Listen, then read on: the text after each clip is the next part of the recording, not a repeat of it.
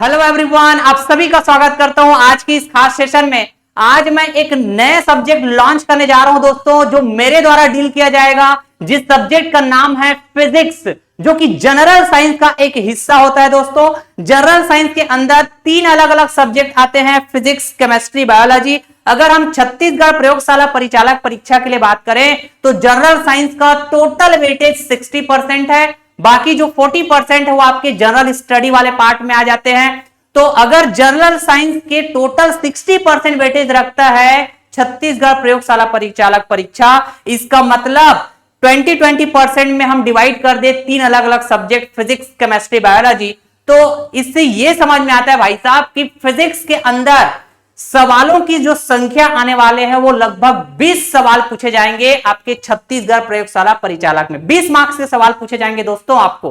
ठीक, तो अगर आप फिजिक्स के ये सीरीज को फॉलो कर लेते हैं प्रॉपर तरीके से, तो मान के चलिए कि आपने अपने परीक्षा के लिए 20 मार्क्स सिक्योर कर लिए दोस्तों। ठीक है, तो जिस अंदाज में मैं आपको कंटेंट डिलीवर करूंगा, मैं आपको पढ़ाऊंगा, आप उसी तरीके से सारे लेक्चर्स को बिना स्किप किए फॉलो करिएगा दोस्तों। आने वाले लगभग 15 से 20 दिनों में मैं ये सब्जेक्ट आपको कंप्लीट करके दे दूंगा, आपको कंप्लीट करा दूंगा। ठीक है, सवालों के प्रैक्टिस के साथ और एज पर द सिलेबस सारे टॉपिक्स को कवर करके। ठीक, तो आज से हमारा पहला चैप्टर, पहला एपिसोड स्टार्ट होने जा रहा है, जिसका नाम है यूनिट्स एंड मेजरमेंट। बहुत ही फंडामेंटल चैप्टर है ये फिजिक्स का, ध्यान रखिएगा, क्योंकि ये चैप्टर पढ़ने के बाद ही आप आगे के चैप्टर को कनेक्ट कर पाते हैं दोस्तों। ये ऐसा मैं इसलिए बोल रहा हूं, जब आगे आप पढ़ते जाएंगे तो आपको समझ में आएगा ये बात। ठीक, बड़ा इंपॉर्टेंट और फंडामेंटल चैप्टर है, इसके बगैर आप आगे बढ़ ही नहीं सकते। समझ पा रहे हैं क्या? और यहां से आपके एग्जाम में भी सवाल डेफिनेटली देखने को मिलेंगे, मिनिमम एक सवाल तो देखने को मिलेंगे इस चैप्टर से। या तो वो मापक यंत्र से रिलेटेड सवाल हो सकते हैं, या तो भौतिक राशियों से रिलेटेड सवाल हो सकते हैं।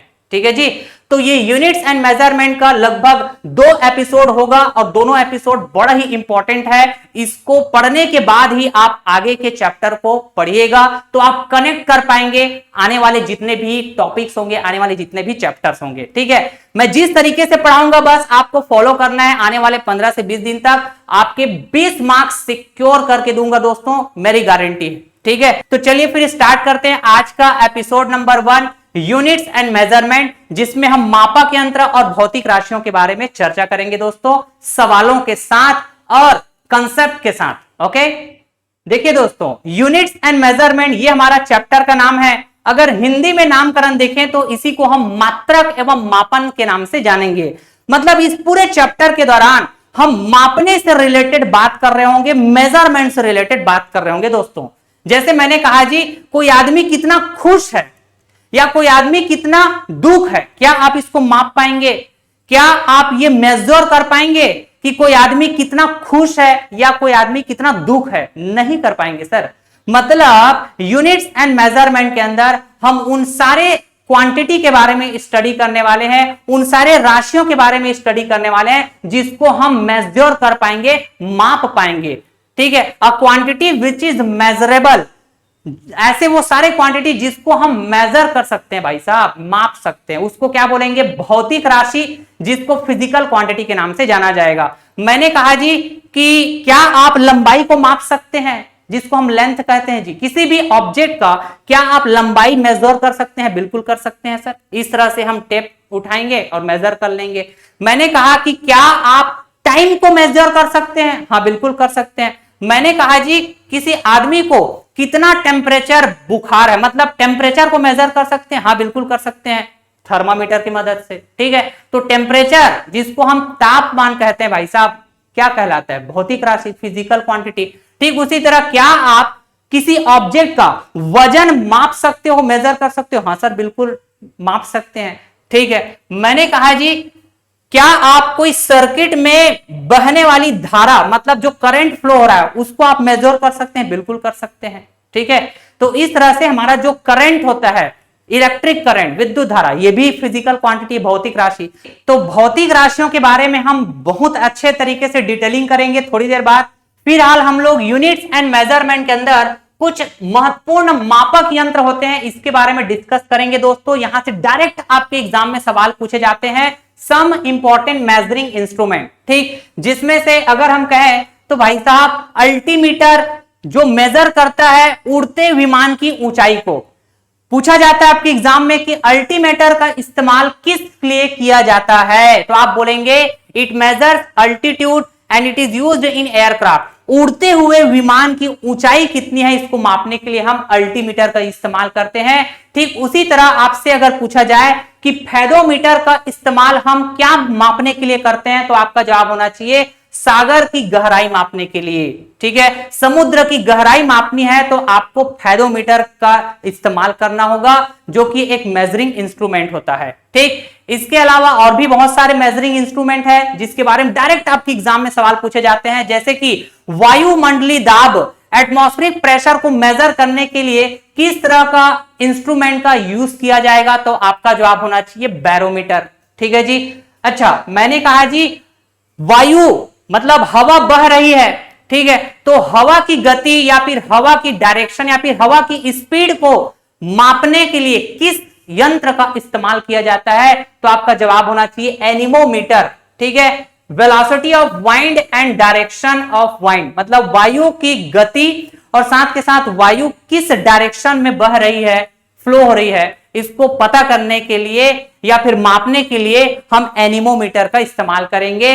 तो ये बेहतरीन तरीके से आपके याद होने चाहिए दोस्तों, डायरेक्ट पूछे जाते हैं आपसे। ठीक, अगर आपको बोला जाए कि हाइड्रोमीटर क्या होता है, इसका इस्तेमाल किस लिए किया जाता है, तो आपका जवाब होना चाहिए तरल पदार्थों का आपेक्षिक घनत्व पता करने के लिए। आपेक्षिक घनत्व जिसको हम लोग रिलेटिव डेंसिटी के नाम से जानते हैं दोस्तों, किसी भी लिक्विड का रिलेटिव डेंसिटी डिफाइन किया जा सकता है। ठीक है, किसी भी गैस का हम रिलेटिव डेंसिटी डिफाइन कर सकते हैं। तो ये हम पढ़ेंगे जब फ्लूइड के बारे में पढ़ाऊंगा मैं आपको। ठीक है, तो बस थोड़ा इंतजार करिएगा, हर एक चीजें एक ही लेक्चर में थोड़ा ना हो जाता है। अभी फिलहाल आप ये समझे कि भाई साहब ये हाइड्रोमीटर क्या होता है, इसका इस्तेमाल क्यों करते हैं। तो हाइड्रोमीटर एक मेजरिंग इंस्ट्रूमेंट होता है जो किसी भी लिक्विड के आपेक्षिक घनत्व को मापने में इस्तेमाल होता है, लिक्विड के रिलेटिव डेंसिटी को मापने में इस्तेमाल होता है। समझ पा रहे हैं क्या। ठीक उसी तरह सवाल पूछा जाता है आपसे कि भाई साहब लेवल ऑफ ह्यूमिडिटी कैसे मेजर करोगे, मतलब ह्यूमिडिटी कितनी है, ह्यूमस कितनी है, समझ पा रहे हैं क्या। आर्द्रता का स्तर कैसे आप मेजर करोगे, क्या इस्तेमाल करोगे इसके लिए, तो जवाब होगा आपका हाइग्रोमीटर। हाइग्रोमीटर का इस्तेमाल करके हम ये पता लगा पाएंगे कि भाई साहब ह्यूमस कितनी है, ह्यूमस का लेवल कितनी है, ह्यूमिडिटी लेवल कितनी है। समझ पा रहे हैं, ठीक है सर। इसके अलावा और भी बहुत सारे मेजरिंग इंस्ट्रूमेंट होते हैं, जैसे कि गैसों का प्रेशर मेजर करना है आपको। गैस का प्रेशर, जैसे कि एक पाइप में गैस फ्लो हो रहा है, ठीक है, तो किस प्रेशर के साथ फ्लो हो रहा है उसको मेजर करना है आपको, तो आपको चाहिए भाई साहब मैनोमीटर। ठीक है, तो मैनोमीटर का इस्तेमाल गैस का प्रेशर मेजर करने के लिए किया जाता है, गैसों का दबाव मेजर करने के लिए किया जाता है दोस्तों। ठीक उसी तरह माइक्रोस्कोप, माइक्रोस्कोप से तो आप बेहतरीन तरीके से फैमिलियर हैं। ठीक है, मतलब छोटी वस्तुओं को बड़े फॉर्म में देखने के लिए, ठीक है, हम माइक्रोस्कोप का इस्तेमाल करते हैं to obtain a magnified view of small objects. छोटी वस्तुओं का आवर्धित दृश्य देखना है आपको, तो माइक्रोस्कोप का इस्तेमाल करना होगा आपको। ठीक है, उसी तरह आपसे पूछा जाए, देखो यहाँ पे ये क्या है, ये पता होना चाहिए आपको, डॉक्टर लोग इस्तेमाल करते हैं जी। ठीक है, किस पर्पस से, तो आप बोलेंगे जो ब्लड प्रेशर मेजर करने के लिए इंस्ट्रूमेंट यूज किया जाता है उसको क्या बोलते हैं, तो आप बोलेंगे स्फिग्मोमीटर। स्फिग्मोमीटर के नाम से जानेंगे इसको। ठीक, इसका इस्तेमाल रक्तचाप को मापने के लिए किया जाता है, बीपी मापने के लिए, ब्लड प्रेशर मापने के लिए। ठीक, यहां पे आप देख सकते हैं, इससे भी आप फैमिलियर है भाई साहब, डॉक्टर लोग इस्तेमाल करते हैं। इसको क्या बोलते हैं हम लोग, स्टेथोस्कोप। ठीक है, परिश्रावक के नाम से जानते हैं, जैसे हमारे जो हार्ट होते हैं या फिर फेफड़े की जो आवाज है उसको सुनना है। ठीक है, आ रही बात समझ में, जो हमारे हार्ट का जो बॉल होता है वो ठीक तरह से काम कर रहा है कि नहीं, या फिर एक पर्टिकुलर समय में जितना बार वो धड़कता है वो उतना बार अच्छे से धड़क रहा है कि नहीं, इस तरह से इन चीजों को मापने के लिए, ठीक है, मतलब दिल और फेफड़ों की आवाज का विश्लेषण करना है आपको, तो आपको स्टेथोस्कोप का मदद लेना होगा। ठीक है जी, बहुत बढ़िया। अच्छा, इसके अलावा अगर हम कहें टैकोमीटर क्या होता है, तो टैकोमीटर का इस्तेमाल ना दोस्तों, जब कोई मोटर, जैसे कि यहां पे मोटर लगा, मोटर में शाफ्ट है, तो ये शाफ्ट ऐसे घूमेगा, ठीक है, तो 1 मिनट में कितना बार घुमा है, मतलब घूर्णन गति, शाफ्ट की घूर्णन गति को मेजर करना है आपको, तो आपको टैकोमीटर का इस्तेमाल करना होगा। ये एक मेजरिंग इंस्ट्रूमेंट है और इसका काम क्या होता है, rotational speed of shaft, shaft के रोटेशनल स्पीड को मेजर करने के लिए हम टैकोमीटर का इस्तेमाल करते हैं दोस्तों, बड़ा इंपॉर्टेंट है। ठीक, अगर हम कहें कि कोई भी पदार्थ है, कोई भी मैटर, उसमें कितना ऊष्मा है, ठीक है, उसमें हीट कितना कंटेंट है, उसको पता करना है, तो आपको कैलोरीमीटर का इस्तेमाल करना पड़ेगा। मतलब कैलोरीमीटर एक ऐसा मेजरिंग इंस्ट्रूमेंट है जिसकी मदद से आप हीट कंटेंट बता पाएंगे किसी भी पदार्थ का। ठीक है जी, निहित ऊष्मा का आप मेजर कर पाएंगे दोस्तों। ठीक है, उसी तरह आपसे बोला जाए कि प्योरिटी ऑफ मिल्क पता करनी है आपको, दूध की शुद्धता मापनी है, तो आप कैसे इंस्ट्रूमेंट का इस्तेमाल करेंगे, उस इंस्ट्रूमेंट का नाम क्या है, डायरेक्ट सवाल पूछे गए हैं कई बार अलग अलग एग्जाम में। तो लैक्टोमीटर, लैक्टोमीटर का इस्तेमाल हम प्योरिटी ऑफ मिल्क को मेजर करने के लिए, दूध की शुद्धता को मापने के लिए करते हैं भाई साहब। ठीक, उसी तरह विस्कोमीटर, विस्कोमीटर क्या होता है, तो भाई साहब तरल की श्यानता को पता करने के लिए, मतलब किसी भी लिक्विड की विस्कोसिटी को मापने के लिए हम विस्कोमीटर का इस्तेमाल करते हैं। तो सर ये विस्कोमीटर ठीक है, लेकिन विस्कोसिटी क्या होता है, जिसको हम श्यानता के नाम से जानते हैं। अरे विस्कोसिटी देखो, जब कोई लिक्विड बह रही है, तो जिस लिक्विड को बहने में या फिर जिस लिक्विड को बहाने में ज्यादा तकलीफ होता है, इसका मतलब उसकी श्यानता ज्यादा है दोस्तों। ठीक है, जैसे कि आप एक गिलास वाटर ले लीजिए और एक गिलास शहद ले लीजिए, दोनों में गाढ़ा कौन है, शहद है क्या, तो शहद को आपको बहाना है तो भाई तकलीफ होगा कंपेयर टू वाटर। समझ पा रहे हैं क्या? तो इस तरह से अगर हम कहें वाटर की जो विस्कोसिटी है वो कम है और जो शहद की विस्कोसिटी है वो ज्यादा है। ठीक है, बढ़िया। तो इस तरह से विस्कोसिटी ऑफ लिक्विड पता करनी हो या मापनी हो तो हम विस्कोमीटर का इस्तेमाल करेंगे। ये एक मेजरिंग इंस्ट्रूमेंट है तरल की श्यानता मेजर करने के लिए, विस्कोसिटी ऑफ लिक्विड पता करने के लिए। ठीक है जी। ठीक उसी तरह अगर आपसे कोई पूछे कि भाई साहब पेरिस्कोप क्या होता है, ये किस टाइप का मेजरिंग इंस्ट्रूमेंट है, क्या मेजर करने के लिए यूज होता है, तो देखिए इसका इस्तेमाल ना पनडुब्बी में होता है। पनडुब्बी क्या है, देखो समुद्र के अंदर होता है ना पनडुब्बी जो है। ठीक, तो समुद्र के अंदर, ये देखो समुद्र के अंदर तो पानी है और पानी के अंदर क्या रहेंगे, पनडुब्बी लोग रहेंगे। इस तरह से समझ पाए क्या? अब इसको पानी के ऊपर, मतलब ये समुद्र में क्या हो रहा है इस स्थिति को देखना है। तो भाई जो पनडुब्बी का लेवल है ये तो पानी के अंदर है, और जैसे कि कोई आक्रमण करने के लिए सैनिक आ गए, ठीक है, तो ये पता कैसे चल पाएगा पनडुब्बी को, तो इसके लिए वो ये यंत्र इस्तेमाल करेगा, और इस यंत्र का जो लेवल है यहाँ पे है क्या, मतलब ये पानी के ऊपर है और आप जो पनडुब्बी है वो पानी के अंदर है। तो इस यंत्र की मदद से ये बाहर की स्थिति पता करने के लिए कि कोई सैनिक आया है या आक्रमण करने के लिए आया है, तो उस स्थिति को जानने के लिए ये पानी के अंदर रहकर पनडुब्बी पता कर सकता है। किसकी मदद से? पेरिस्कोप की मदद से। डायरेक्ट सवाल पूछे गए कई बार। ठीक, मैंने कहा जी हेलियोस्कोप का मतलब क्या होता है, तो हेलियोस्कोप भी एक मेजरिंग इंस्ट्रूमेंट होता है जिसका इस्तेमाल सूरज देखने के लिए होता है, टू व्यू सन, सन को देखना है। ठीक है, तो हेलिस्कोप की मदद हम लेते हैं भाई साहब, हेलिस्कोप। ठीक है जी, तो ध्यान रखना ये सवाल भी आया हुआ है ना। अब हम देखते हैं भाई साहब कोई आदमी झूठ बोल रहा है कि सच बोल रहा है, ये इसको भी मापने के लिए ना हमारे पास इंस्ट्रूमेंट होता है भाई साहब, जिसको क्या बोलते हैं पता है? पॉलीग्राफ। और इसी पॉलीग्राफ का इस्तेमाल किस लिए करते हैं? लाइट डिटेक्टर के लिए। और लाइट डिटेक्टर का मतलब क्या होता है कि कोई आदमी झूठ बोल रहा है कि सच बोल रहा है। अगर वो झूठ बोल रहा है तो कितना झूठ बोल रहा है, सच बोल रहा है तो कितना सच बोल रहा है, इस तरह से आप समझ सकते हैं। तो पॉलीग्राफ जिसे आमतौर पर झूठ पकड़ने वाली मशीन या लाई डिटेक्टर के रूप में भी जाना जाता है। दोस्तों सवाल पूछा जा सकता है कि झूठ पकड़ने वाली मशीन या लाई डिटेक्टर के नाम से जाने जाने वाला मशीन क्या कहा जाता है, तो आप बोलेंगे पॉलीग्राफ। ठीक है, साथ के साथ एक ऐसा उपकरण है ये पॉलीग्राफ जो किसी व्यक्ति के शारीरिक प्रतिक्रियाओं को मापता है, जैसे कि हृदय की गति, रक्तचाप जिसको हम बीपी कहते हैं, ब्लड प्रेशर, उसको भी माप सकते हैं हम लोग पॉलीग्राफ की सहायता से, सांस लेने की दर और साथ के साथ त्वचा की चालकता जब उनसे सवाल पूछे जाते हैं। ठीक है, तो होता है ना कि जैसे कोई मुजरिम है तो जब पुलिस उनसे सवाल जवाब करते हैं तो भाई साहब वो घबराता है।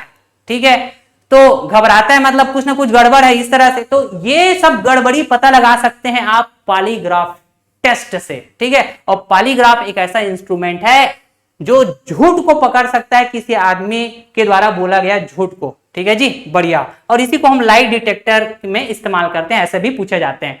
अब देखिए करंट, जैसे कि मैंने कहा जी विद्युत धारा, इलेक्ट्रिक करंट, ये हमारा भौतिक राशि है, फिजिकल क्वांटिटी, क्योंकि इसको हम माप सकते हैं। तो विद्युत धारा को मापने के लिए हमारे पास ना यहाँ पे दो यंत्र दिखाई पड़ेंगे, एक को कहा जाएगा अमीटर, ठीक है, और दूसरे को कहा जाएगा गैल्वेनोमीटर। दोनों का इस्तेमाल हम लोग विद्युत धारा मापने के लिए करते हैं भाई साहब, कि किसी सर्किट में कितना विद्युत का प्रवाह हो रहा है। ठीक है, लेकिन डिफरेंस क्या होता है पता है, ये जो गैल्वेनोमीटर है भाई साहब, ये बहुत कम विद्युत प्रवाह को मापता है। ये ज्यादा विद्युत प्रवाह हो रहा है, ज्यादा इलेक्ट्रिक करंट फ्लो हो रहा है, उसको नहीं मेजर कर पाएगा गैल्वेनोमीटर। समझ पा रहे हैं क्या? लेकिन अगर हम अमीटर की बात करें तो इसके लिए ध्यान रखना, ये विद्युत धारा को मेजर तो करेगा, लेकिन इसके लिए कोई कंडीशन नहीं है भाई साहब, ये बड़ा विद्युत प्रवाह को भी माप सकता है। समझ पा रहे हैं क्या? तो दोनों में डिफरेंस समझ में आया।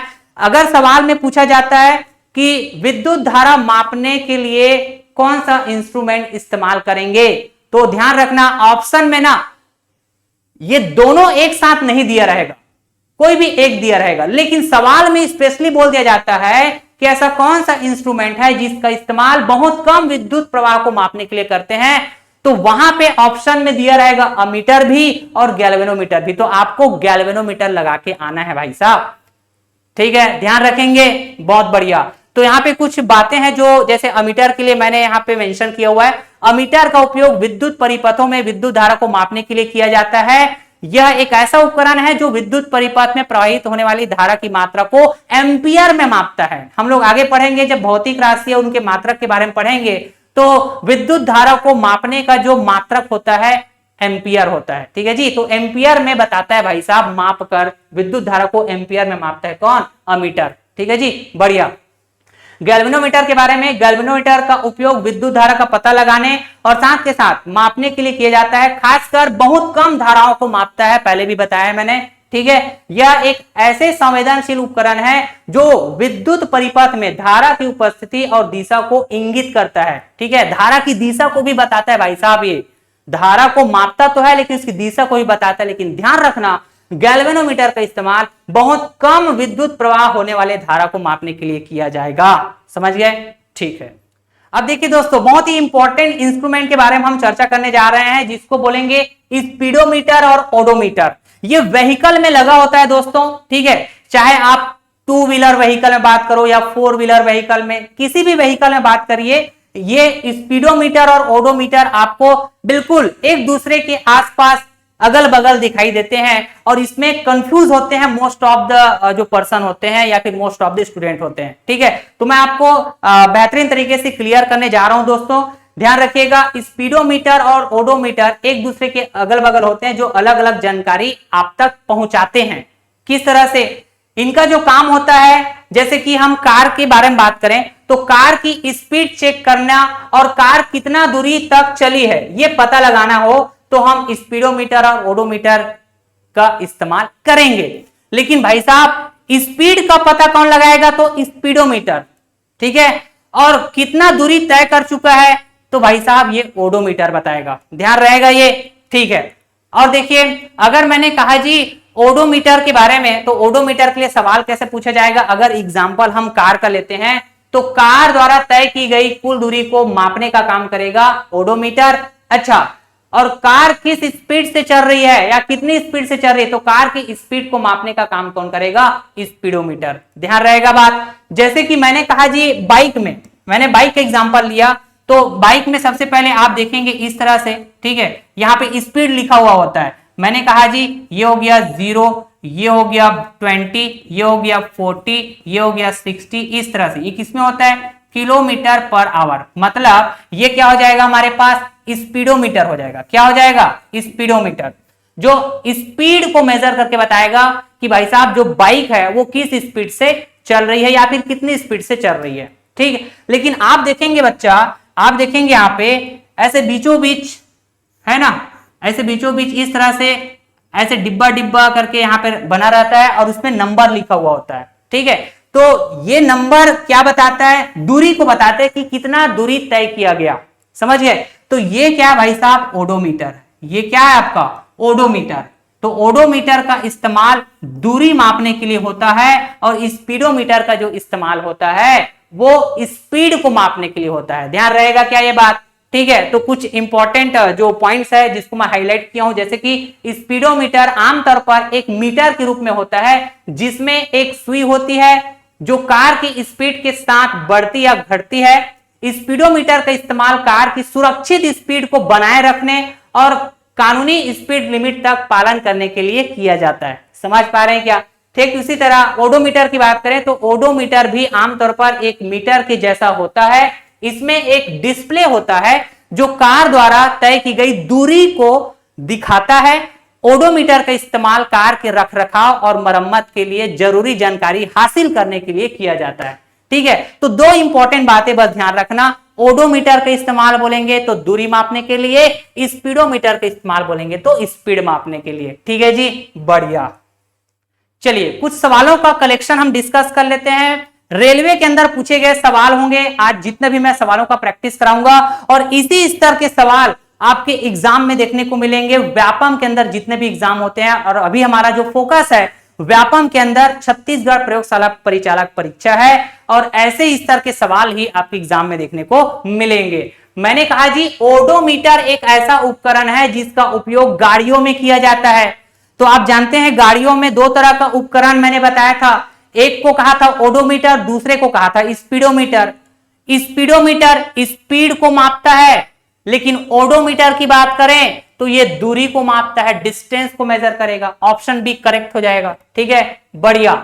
सवाल कहता है हाइग्रोमीटर से क्या मापा जाता है, तो आप बोलेंगे सर हाइग्रोमीटर से हम ह्यूमस कितनी है, ह्यूमिडिटी का लेवल कितनी है, ये मेजर करते हैं। Option B correct. ठीक है, जस्ट आपको जानकारी होना चाहिए इंस्ट्रूमेंट के बारे में और सवाल आप धड़ाधड़ उड़ाते जाएंगे। मैंने कहा जी निम्न में से किस उपकरण का उपयोग वायुमंडलीय दाब को मापने के लिए किया जाता है, तो मैंने बताया था एटमॉस्फेरिक प्रेशर को आपको मेजर करना है तो किस तरह के इंस्ट्रूमेंट का इस्तेमाल करेंगे आप, आपका जवाब होना चाहिए बैरोमीटर। बैरोमीटर का इस्तेमाल वायुमंडलीय दाब को मापने के लिए किया जाता है, मैंने बताया था।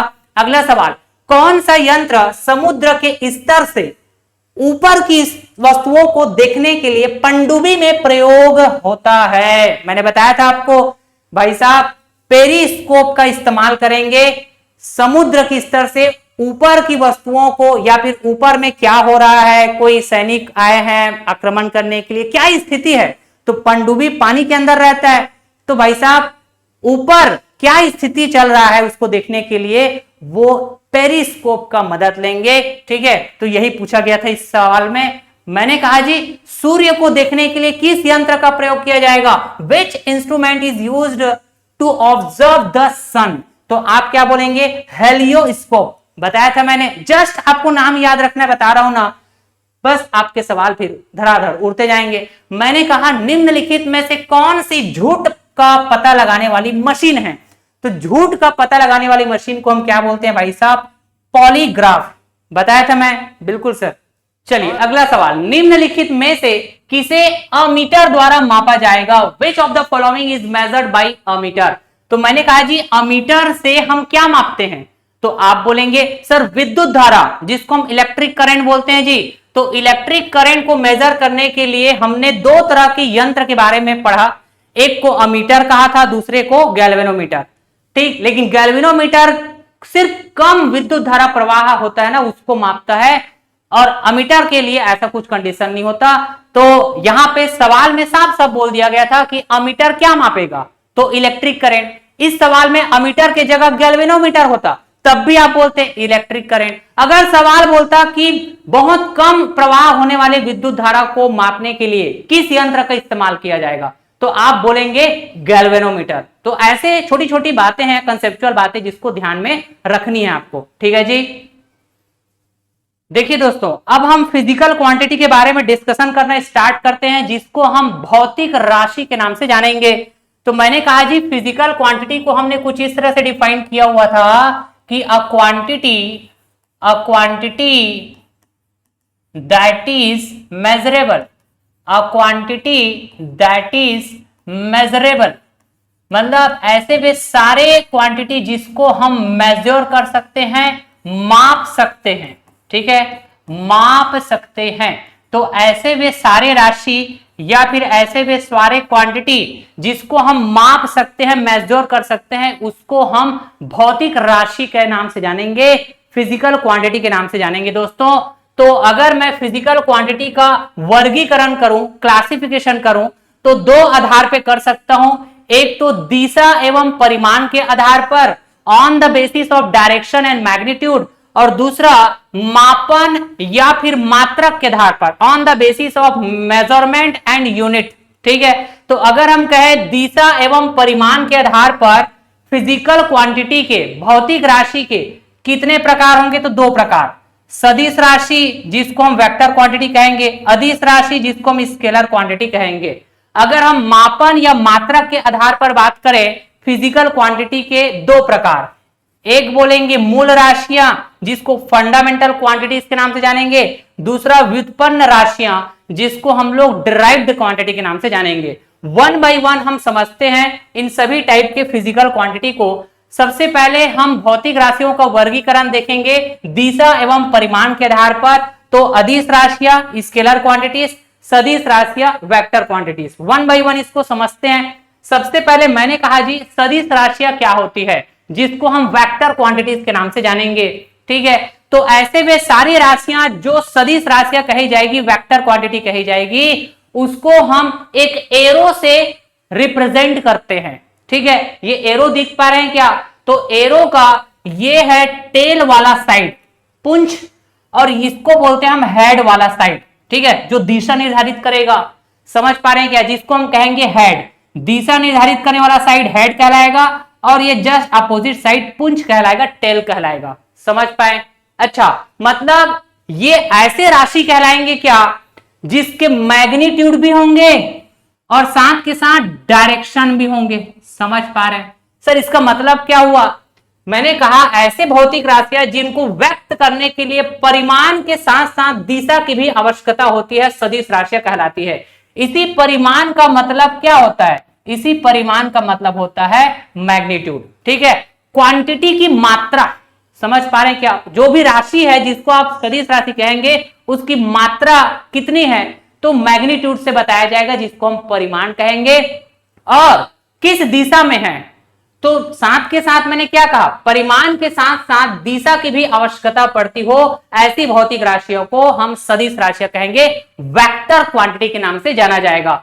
उदाहरण के लिए एग्जाम्पल के तौर पर बात करें तो भाई साहब, जो बल बोलते हैं आप, जिसको आप फोर्स के नाम से जानते हैं जी, ये एक सदिश राशि है।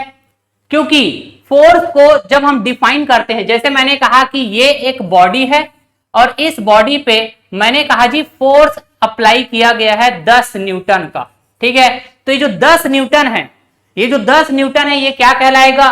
परिमाण कहलाएगा, मैग्नीट्यूड कहलाएगा उस फोर्स का, उस बल का। 10 न्यूटन का बल लगा हुआ है, किस दिशा में? तो टुवर्ड्स राइट, है ना, राइट वाले डायरेक्शन में लगा हुआ है। तो ये जो डायरेक्शन है, एरो का डायरेक्शन है, क्या बताएगा? उस फोर्स के डायरेक्शन को बताएगा। तो आप बोलेंगे ये जो फोर्स है, ये एक वेक्टर क्वांटिटी है, सदिश राशि है। समझ पा रहे हैं क्या? मैंने कहा जी डिस्प्लेसमेंट। ठीक है, डिस्प्लेसमेंट और डिस्टेंस दो अलग अलग बातें हैं भाई साहब। ठीक है, डिस्टेंस की बात करेंगे तो वो अदिश राशि होता है, और डिस्प्लेसमेंट कहेंगे तो सदिश राशि होता है। डिस्प्लेसमेंट का मतलब होता है विस्थापन, और डिस्टेंस का मतलब क्या होता है, दूरी।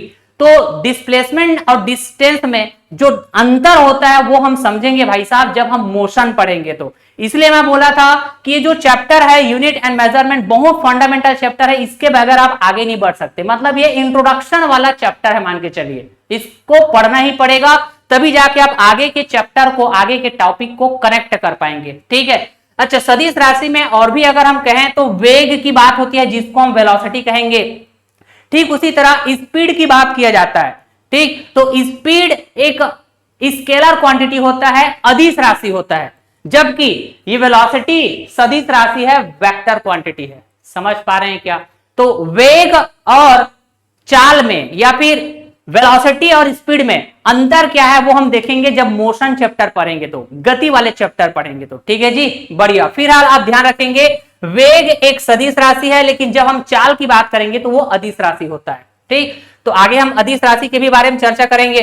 ठीक उसी तरह संवेग की बात करेंगे जिसको हम कहेंगे मोमेंटम। ये पूछे गए भाई, कई बार पूछे गए मोमेंटम ये किस तरह की क्वांटिटी है, स्केलर क्वांटिटी है कि वेक्टर क्वांटिटी? तो भाई साहब मोमेंटम एक वेक्टर क्वांटिटी होता है, सदिश राशि होता है। ठीक उसी तरह आप और ध्यान रख सकते हैं कोणीय वेग, चुंबकीय क्षेत्र की तीव्रता, विद्युत क्षेत्र की तीव्रता, ये सभी आपके सदिश राशि कहलाएंगे। और इन राशियों को रिप्रेजेंट करना है, आपको डिफाइन करना है, तो मैग्नीट्यूड के साथ साथ डायरेक्शन का भी इस्तेमाल करना होगा। लेकिन जब हम अदिश राशि की बात करते हैं जिसको स्केलर क्वांटिटीज कहेंगे, तो स्केलर क्वांटिटी को डिफाइन करने के लिए, अदिश राशि को डिफाइन करने के लिए डायरेक्शन की जरूरत नहीं पड़ती है भाई साहब, दिशा की जरूरत नहीं पड़ती है। आपको सिर्फ और सिर्फ मैग्नीट्यूड की जरूरत पड़ेगी, केवल और केवल परिमाण की जरूरत पड़ेगी। ठीक है, तो ऐसे भौतिक राशियां जिनको व्यक्त करने के लिए, रिप्रेजेंट करने के लिए केवल परिमाण की आवश्यकता होती है, दिशा की नहीं, तो ऐसे राशियों को हम अदिश राशियां कहेंगे, स्केलर क्वांटिटीज के नाम से जाना जाएगा। जैसे अभी थोड़ी देर पहले बताया था मैंने, दूरी जिसको बोलेंगे हम डिस्टेंस, ये अदिश राशि होगी, पहले ही बता दिया था मैं। अच्छा, चाल जिसको हम स्पीड के नाम से जानेंगे, ये एक अदिश राशि होगी, बताया था मैं। अच्छा, द्रव्यमान, अरे द्रव्यमान जो एक अदिश राशि होगी। आयतन के बारे में कहें तो ये भी एक अदिश राशि होगी। समय के बारे में कहें तो ये भी एक अदिश राशि है, स्केलर क्वांटिटीज। ऐसे बहुत सारे और भी एग्जांपल देख सकते हैं आप सदिश राशि और अदिश राशि में। ठीक है जी, वेक्टर और स्केलर क्वांटिटी में। तो कुछ एग्जांपल आपको ध्यान में रखने हैं जो है ना, मेजर एग्जांपल है, मैंने बता दिया आपको। चलिए कुछ सवालों का कलेक्शन डिस्कस कर लेते हैं। मैंने कहा जी निम्नलिखित में कौन सी अदिश राशि है, मतलब हमको स्केलर क्वांटिटी पूछा गया है क्या, तो स्केलर क्वांटिटी डिफाइन करनी हो तो हमको सिर्फ और सिर्फ मैग्नीट्यूड की जरूरत पड़ती है भाई साहब, डायरेक्शन की जरूरत नहीं पड़ती। समझ पा रहे हैं क्या? सिर्फ और सिर्फ मैग्नीट्यूड, डायरेक्शन की जरूरत नहीं पड़ती। तो आप कहेंगे सर मोमेंटम जिसको हम संवेग कहेंगे, ये तो सदिश राशि है, वेक्टर क्वांटिटी है, हमको बोला गया है स्केलर क्वांटिटी। फोर्स जिसको बल कहेंगे, ये तो सदिश राशि है, जिसको हम कहेंगे वेक्टर क्वांटिटी, हमको बोला गया स्केलर क्वांटिटी। अच्छा, अगर हम कहें मास जिसको बोला जाएगा द्रव्यमान, ठीक है, तो द्रव्यमान को डिफाइन करना है तो सिर्फ और सिर्फ मैग्नीट्यूड की जरूरत पड़ेगी, परिमाण की जरूरत पड़ेगी, दिशा की जरूरत नहीं पड़ेगी भाई साहब। ठीक है, मैंने कहा तो ये ऑप्शन हो जाएगा ऑप्शन सी। ठीक है, तो ऑप्शन सी हमारा करेक्ट हो जाएगा। अगर आप वेलोसिटी के बारे में कहें तो वेलोसिटी क्या है, तो ये वेक्टर फिजिकल क्वांटिटी है दोस्तों, हमको पूछा गया था स्केलर फिजिकल क्वांटिटी। अगला सवाल, सदिश राशि का उदाहरण क्या है बताना है, तो वेक्टर क्वांटिटी के बारे में पूछा गया है, और वेक्टर क्वांटिटी के बारे में पूछा गया मतलब यहां पे मैग्नीट्यूड की आवश्यकता पड़ेगी, परिमाण की जरूरत पड़ेगी, साथ के साथ दिशा की भी जरूरत पड़ेगी, मतलब डायरेक्शन की भी जरूरत पड़ेगी। ठीक है जी, तो मैंने कहा मास को डिफाइन करना है तो सिर्फ मैग्नीट्यूड, हाँ कि ना, तो ये तो स्केलर हो गया। मैंने कहा टेम्परेचर को डिफाइन करना है, तापमान को डिफाइन करना है तो सिर्फ मैग्नीट्यूड चाहिए, तो ये तो स्केलर हो गया, हमको चाहिए वेक्टर क्वांटिटी। तो वेलोसिटी के बारे में अगर हम कहें तो वेलोसिटी को डिफाइन करना है तो आपको डायरेक्शन भी चाहिए और साथ के साथ मैग्नीट्यूड भी चाहिए। ठीक है जी, तो हम बोलेंगे velocity is a vector quantity, मैंने बताया भी हुआ था, थ्योरी पढ़ाया तब। लेंथ के बारे में कहें, लंबाई के बारे में, तो भाई साहब लंबाई लंबाई डिफाइन करनी है तो आपको सिर्फ परिमाण की जरूरत पड़ेगी, जिसको मैग्नीट्यूड कहेंगे। डायरेक्शन की जरूरत पड़ेगी क्या? अरे लंबाई मापनी है तो क्या आप ऐसा बोलते हो इस दिशा में इतना लंबाई, उस दिशा में इतना लंबाई? नहीं, जस्ट ये लिए और इसका लंबाई कितना है माप दिए, खत्म कहानी। ठीक है जी। ऐसे देखिए, निम्नलिखित में से कौन सही सुमेलित है, मतलब करेक्टली मैच्ड कौन हो रहा है उसको बतानी है आपको। जैसे कि यहां पे डिस्टेंस को हम वेक्टर बोल सकते हैं क्या? नहीं। क्यों? क्योंकि डिस्टेंस स्केलर क्वांटिटी होता है, तो ये सुमेलित नहीं हो रहा है, करेक्टली मैच नहीं कर रहा है। ठीक है जी। अच्छा, डिस्प्लेसमेंट की बात करें तो बिल्कुल सर ये तो वेक्टर होता है। अरे जो विस्थापन है ये सदिश राशि होता है, बिल्कुल सही बात है, ये करेक्टली मैच कर रहा है, तो ऑप्शन बी हमारा करेक्ट हो सकता है। लेकिन दूरी के बारे में कहें तो दूरी अदिश होता है भाई साहब, यहां लिखा हुआ है सदिश, इसलिए ये मैच नहीं हो रहा है करेक्ट वे में। अगला आप देखेंगे तो स्पीड, सर स्पीड तो स्केलर क्वांटिटी होता है, लेकिन यहां पर बोला गया है वेक्टर, चाल को सदिश बोल दिया गया है जबकि ये अदिश होता है, करेक्टली मैच नहीं कर रहा है। मैं आपको बताना चाहूंगा वर्क जिसको हम कार्य बोलते हैं भाई साहब, तो जो वर्क होता है ना ये अदिश राशि होता है, ध्यान रखिएगा। मैंने कहा था कि आपको बहुत सारे ऐसे क्वांटिटी होते हैं, ठीक, मैंने कुछ क्वांटिटी के बारे में बताया है। तो वर्क एक अदिश राशि होती है, स्केलर क्वांटिटी होती है। तो जब हम लोग पढ़ेंगे कार्य वाला चैप्टर है हमारा सिलेबस में है, तो वहां पे भी मैं बताऊंगा कि work is a scalar quantity, अदिश राशि। सवाल में बोला गया है वर्क वेक्टर क्वांटिटी है, क्या ये करेक्टली मैच करेगा? नहीं, मतलब कार्य सदिश राशि नहीं हो सकता भाई साहब, क्योंकि ये अदिश राशि होता है। तो इस हिसाब से करेक्टली मैच जो होने वाले कौन सा ऑप्शन है हमारा? Option B. तो ऑप्शन बी हमारा करेक्ट हो जाएगा। तो ऐसे समझाने में समय लगे, बाकी आपका कंसेप्ट गजब का क्लियर है, तो ये तो है ना, जस्ट आपको क्लिक करना है ऐसे, है ना। चलिए अब हम देखेंगे भौतिक राशियों का वर्गीकरण मापन या मात्रक के आधार पर, on the basis of measurement and unit. ये हमारा बेस होगा क्लासिफिकेशन ऑफ फिजिकल क्वांटिटीज के लिए। तो इस आधार पे, इस बेस पर फिजिकल क्वांटिटी दो प्रकार के होंगे, एक को बोला जाएगा मूल राशियां, दूसरा को बोला जाएगा व्युत्पन्न राशियां। मूल राशियां जिसको हम बोलेंगे बेस क्वांटिटीज या फिर फंडामेंटल क्वांटिटीज, व्युत्पन्न राशियां मतलब होगा डिराइव्ड क्वांटिटीज, मतलब ऐसे वे सारे क्वांटिटीज जो मूल राशि पर डिपेंड करता हो, तो हम वैसे क्वांटिटी को क्या बोलेंगे? व्युत्पन्न राशि, डिराइव्ड क्वांटिटी के नाम से जानेंगे। तो सबसे पहले भाई साहब ये मूल राशि समझना पड़ेगा, तभी तो इसी से हम डिराइव करेंगे इस डिराइव्ड क्वांटिटीज को, व्युत्पन्न राशि को, समझ पाए।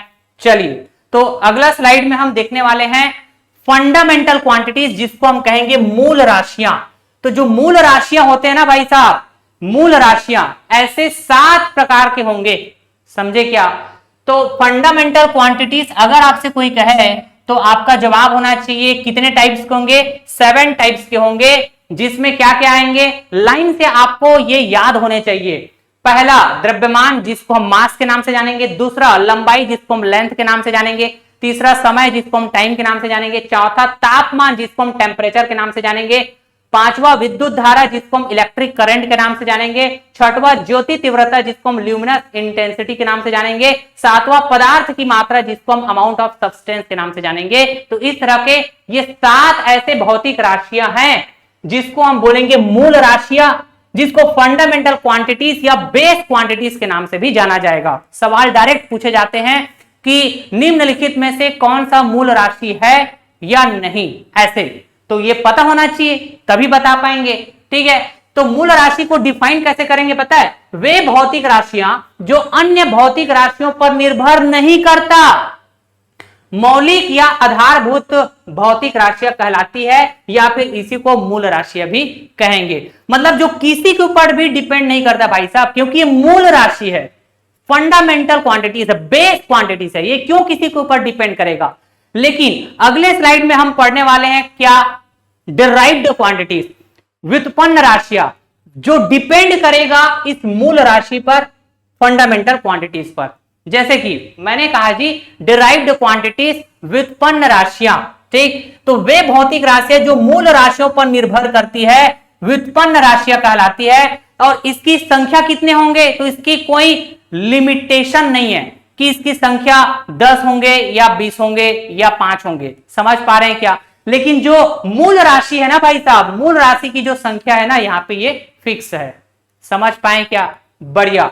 अब देखेंगे, मैंने कहा जी व्युत्पन्न राशि बहुत सारे हो सकते हैं, इस टाइप के बहुत सारे राशि, जैसे कि बल जिसको हम फोर्स बोलेंगे, वेग जिसको हम वेलोसिटी कहेंगे, घनत्व जिसको हम डेंसिटी कहेंगे, ऊष्मा जिसको हम हीट कहेंगे, शक्ति जिसको हम पावर बोलेंगे, ऊर्जा जिसको हम एनर्जी बोलेंगे, त्वरण जिसको हम एक्सीलरेशन बोलेंगे। ठीक है जी।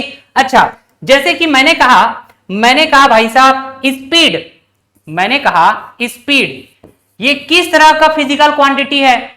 तो पहली बात, स्पीड का फार्मूला आपको पता होना चाहिए। स्पीड कैलकुलेट करने के लिए हम लिखते हैं क्या? डिस्टेंस, कितना दूरी तय किया गया कितने समय में, डिवाइडेड बाय समय, टाइम। इस तरह से हम स्पीड को डिफाइन करते हैं। तो मैंने कहा जी डिस्टेंस को मेजर कैसे करोगे? तो डिस्टेंस मेजर कर रहे हैं मतलब लेंथ की बात होगी। हाँ सर, बात तो सही है, डिस्टेंस मेजर करेंगे मतलब लेंथ की बात होगी। अच्छा, टाइम मेजर करेंगे तो टाइम मतलब हम बोलेंगे टी। ठीक है, तो मैंने कहा ये जो लेंथ है ये क्या है? आप बोलेंगे फंडामेंटल क्वांटिटी है, फंडामेंटल क्वांटिटी है। समझ पाए? मैंने कहा ये जो टाइम है ये भी तो फंडामेंटल क्वांटिटी है। समझ पा रहे हैं क्या? तो इससे क्या समझ में आया कि स्पीड एक ऐसी राशि है, एक ऐसी क्वांटिटी है जिसका डिराइव हम कहां से कर रहे हैं? फंडामेंटल राशि से, फंडामेंटल क्वांटिटी से, जिसको हम बोलते हैं मूल राशि। ठीक है जी। तो वे भौतिक राशियां जो मूल राशियों पर निर्भर करती है, मतलब ऐसे फिजिकल क्वांटिटीज जो डिपेंड करेगा फंडामेंटल क्वांटिटीज पे, डिपेंड कर रहा है कि नहीं कर रहा है। ये जो स्पीड है इसको मैं क्या बोलूंगा? Derived quantities, derived quantities. समझ पाए क्या? Derived quantity. तो वे भौतिक राशियां जो मूल राशियों पर निर्भर करती है, व्युत्पन्न राशि कहलाएगी, है ना, डिराइव्ड क्वांटिटीज कहलाएंगे। तो यहाँ पे स्पीड क्या है हमारा? डिराइव्ड क्वांटिटीज है, व्युत्पन्न राशि है। समझ पाए?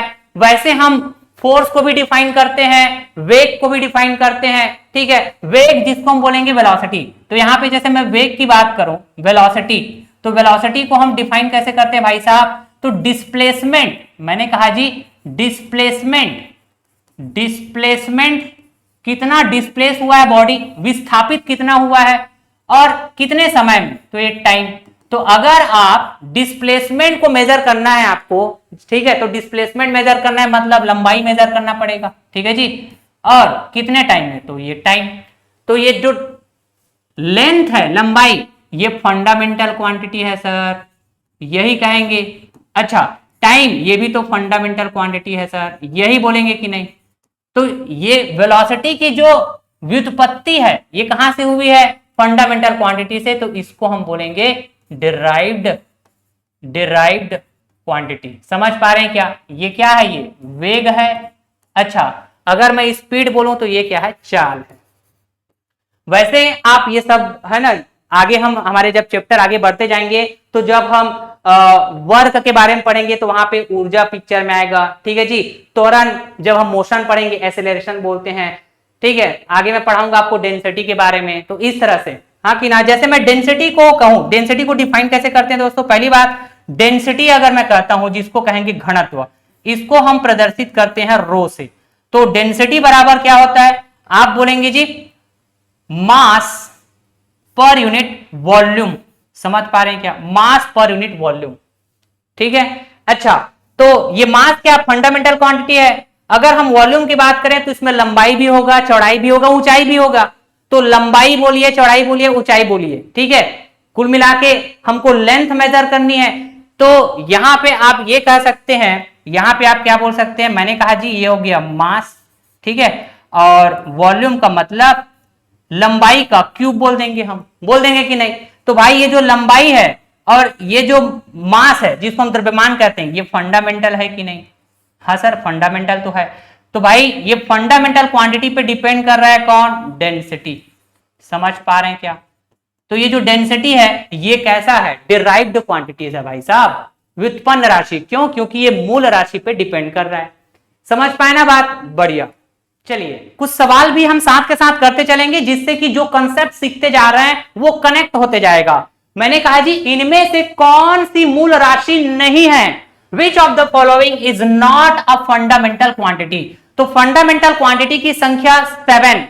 अरे मूल राशि की संख्या कितने होते हैं, 7 होते हैं क्या, जो एकदम खोपड़ी में आपके होना चाहिए भाई साहब, रट्टा मार लेना।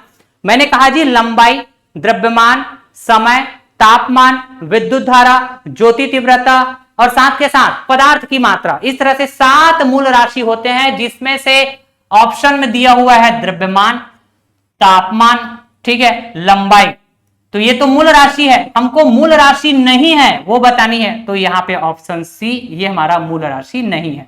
ठीक है जी, तो इस तरह से सवाल के हिसाब से हमारा आंसर क्या हो जाएगा, option C will be correct. ठीक, अगला सवाल घनत्व के बारे में बोला गया है जिसको हम डेंसिटी कहते हैं। अभी थोड़ी देर पहले बताया था कि जो डेंसिटी होता है भाई साहब, ये जो डेंसिटी होता है कैसे डिफाइन करते हैं, मास पर यूनिट वॉल्यूम।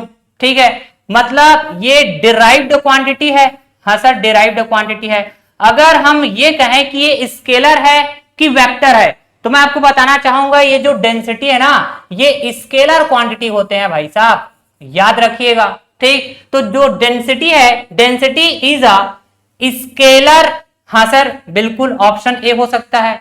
साथ के साथ डेंसिटी इज अ डिराइव्ड, हाँ कि ना, तो density is a scalar quantity as well as derived quantity, मतलब ऑप्शन ए और ऑप्शन सी दोनों हो सकता है। तो ऑप्शन डी हमारे पास क्या हो जाएगा, करेक्ट हो जाएगा इस सवाल के हिसाब से। ठीक है, डी फॉर दिल्ली। ओके, चलिए कुछ और जरूरी बातें जो आपको जानना चाहिए। मैंने कहा प्रत्येक मापी गई मात्रा का मतलब परिमाण, जिसको हम बोलते हैं मैग्नीट्यूड जी। तो प्रत्येक मापी गई मात्रा मतलब इसका परिमाण, इसमें एक संख्यात्मक मान होगा और एक मात्रा कही जाएगी। Every measured quantity that means its magnitude comprises of numerical value and unit. मैंने कहा कि मापी गई मात्रा है यहां पे 3600 सेकेंड। मैंने समय को मापा कितना, 3600 सेकेंड। तो ये है मापी गई मात्रा मतलब परिमाण, जिसको हम मैग्नीट्यूड बोलेंगे, हाँ कि ना। तो इस मैग्नीट्यूड वाले वैल्यू में मापी गई समय की मात्रा में एक हिस्सा न्यूमेरिकल वैल्यू दिख रहा है, संख्यात्मक मान, और दूसरा हिस्सा हम किस यूनिट में माप रहे हैं, उसका मात्रा क्या है, ये दूसरा हिस्सा मात्रा को बताएगा। कोई भी मेजर्ड क्वांटिटी का मैग्नीट्यूड देख लीजिए। मैंने कहा जी जैसे स्पीड को मापा किस तरह से, 20 किलोमीटर पर आवर, है ना। एक रामलाल नाम का लड़का है जो 20 किलोमीटर पर आवर की स्पीड से दौड़ रहा है, ऐसे मैंने उसकी स्पीड को मेजर किया, मापा। ठीक, तो आप यहां पर देखेंगे इस मापी गई मात्रा में एक हिस्सा जो संख्यात्मक मान को बताएगा, जिसको हम कहेंगे न्यूमेरिकल वैल्यू। ठीक है, और जो दूसरा हिस्सा है ये बताएगा मात्रक को, जिसको हम बोलेंगे यूनिट। ठीक है क्या, तो यहां स्पीड का यूनिट किसमें है, किलोमीटर प्रति घंटा में। अगर मैंने कहा जी 10 मीटर प्रति सेकेंड, तो यहां पे ये मीटर प्रति सेकेंड क्या कहलाएगा, यूनिट कहलाएगा स्पीड का, हाँ कि ना। और ये 10 क्या कहलाएगा, उसकी न्यूमेरिकल वैल्यू, स्पीड की न्यूमेरिकल वैल्यू यहां 10 है। और हम माप कैसे रहे हैं, किस तरह के मात्रा, तो मीटर प्रति सेकेंड। समझ पा रहे हैं क्या। जैसे मैंने कहा जी डेंसिटी क्या होता है जी, डेंसिटी का मात्रक होता है केजी पर मीटर क्यूब। ठीक है, तो मैंने कहा 50 केजी पर मीटर क्यूब, ये है डेंसिटी। इसको क्या बोलते हैं हम, डेंसिटी रो से प्रदर्शित करते हैं। ठीक, तो इसमें भी देखेंगे ये है मापी गई मात्रा, मैग्नीट्यूड है, डेंसिटी का मैग्नीट्यूड, घनत्व का परिमाण है। एक हिस्सा न्यूमेरिकल वैल्यू को बताएगा, ठीक है, और दूसरा हिस्सा यूनिट को बताएगा, मात्रक बोलेंगे इसको। समझ पा रहे हैं क्या। तो आप कोई भी मापी गई मात्रा की बात करेंगे, मैग्नीट्यूड की बात करेंगे, ठीक है जी, तो उसमें क्या क्या देखने को मिलेगा, एक न्यूमेरिकल वैल्यू और दूसरा यूनिट, ध्यान रखेंगे। अच्छा देखिए, जब हम किसी क्वांटिटी को मेजर करेंगे, है ना, जिसको हम भौतिक राशि कहते हैं, तो मेजर करने के बाद मापी गई मात्रा में या फिर उसके मैग्नीट्यूड वाले वैल्यू में एक संख्यात्मक मान होता है, दूसरा मात्रक होता है। तो जो मात्रक है, यूनिट है, वो अलग अलग सिस्टम के हिसाब से अलग अलग मापी जाती है। मतलब अगर हम कहें मात्रक को बताने के लिए ऐसे कितने सिस्टम्स है हमारे पास, तो हमारे पास 4 सिस्टम है दोस्तों। सबसे पहले तो ये 3 सिस्टम था, और ये चौथे सिस्टम की जरूरत क्यों पड़ी इसके बारे में हम डिस्कस करते हैं।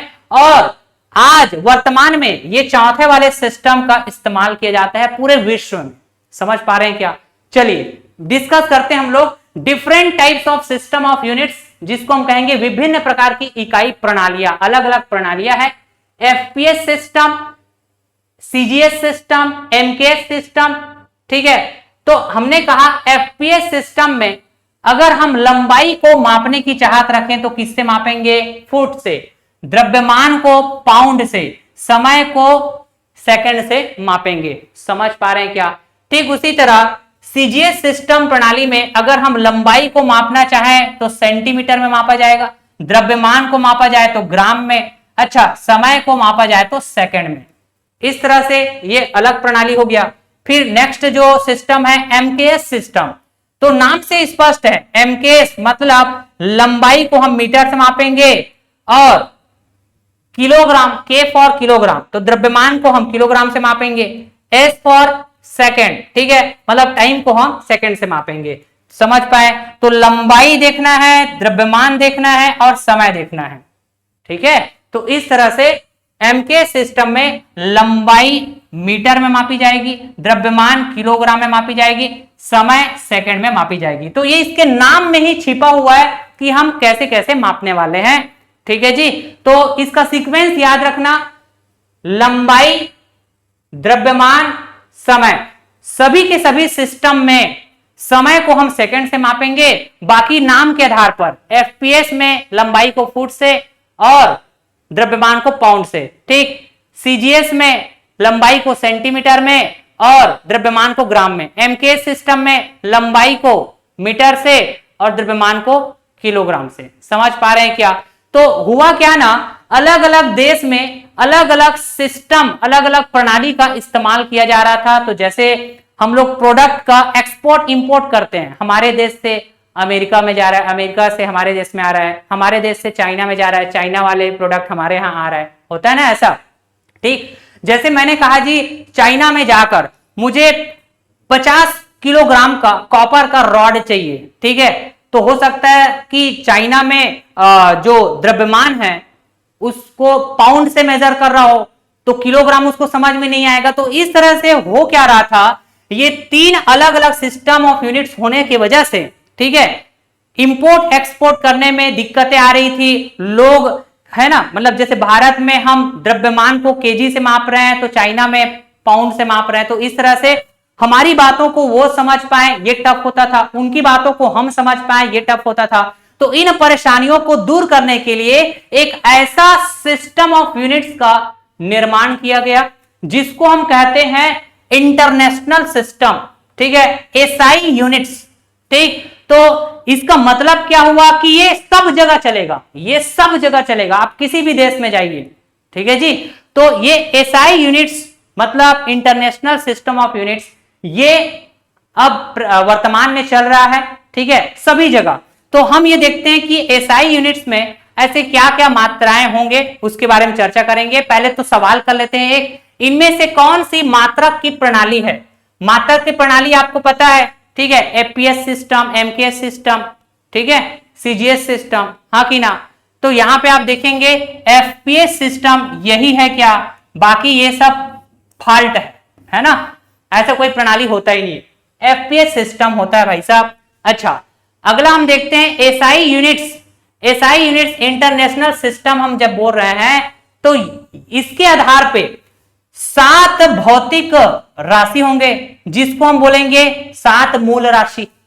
ठीक, और साथ के साथ 2 संपूरक भौतिक राशि होंगे भाई साहब, 2 संपूरक भौतिक राशि होंगे। तो एसआई सिस्टम में, इंटरनेशनल सिस्टम में 7 मूल भौतिक राशि और 2 संपूरक भौतिक राशि होंगे।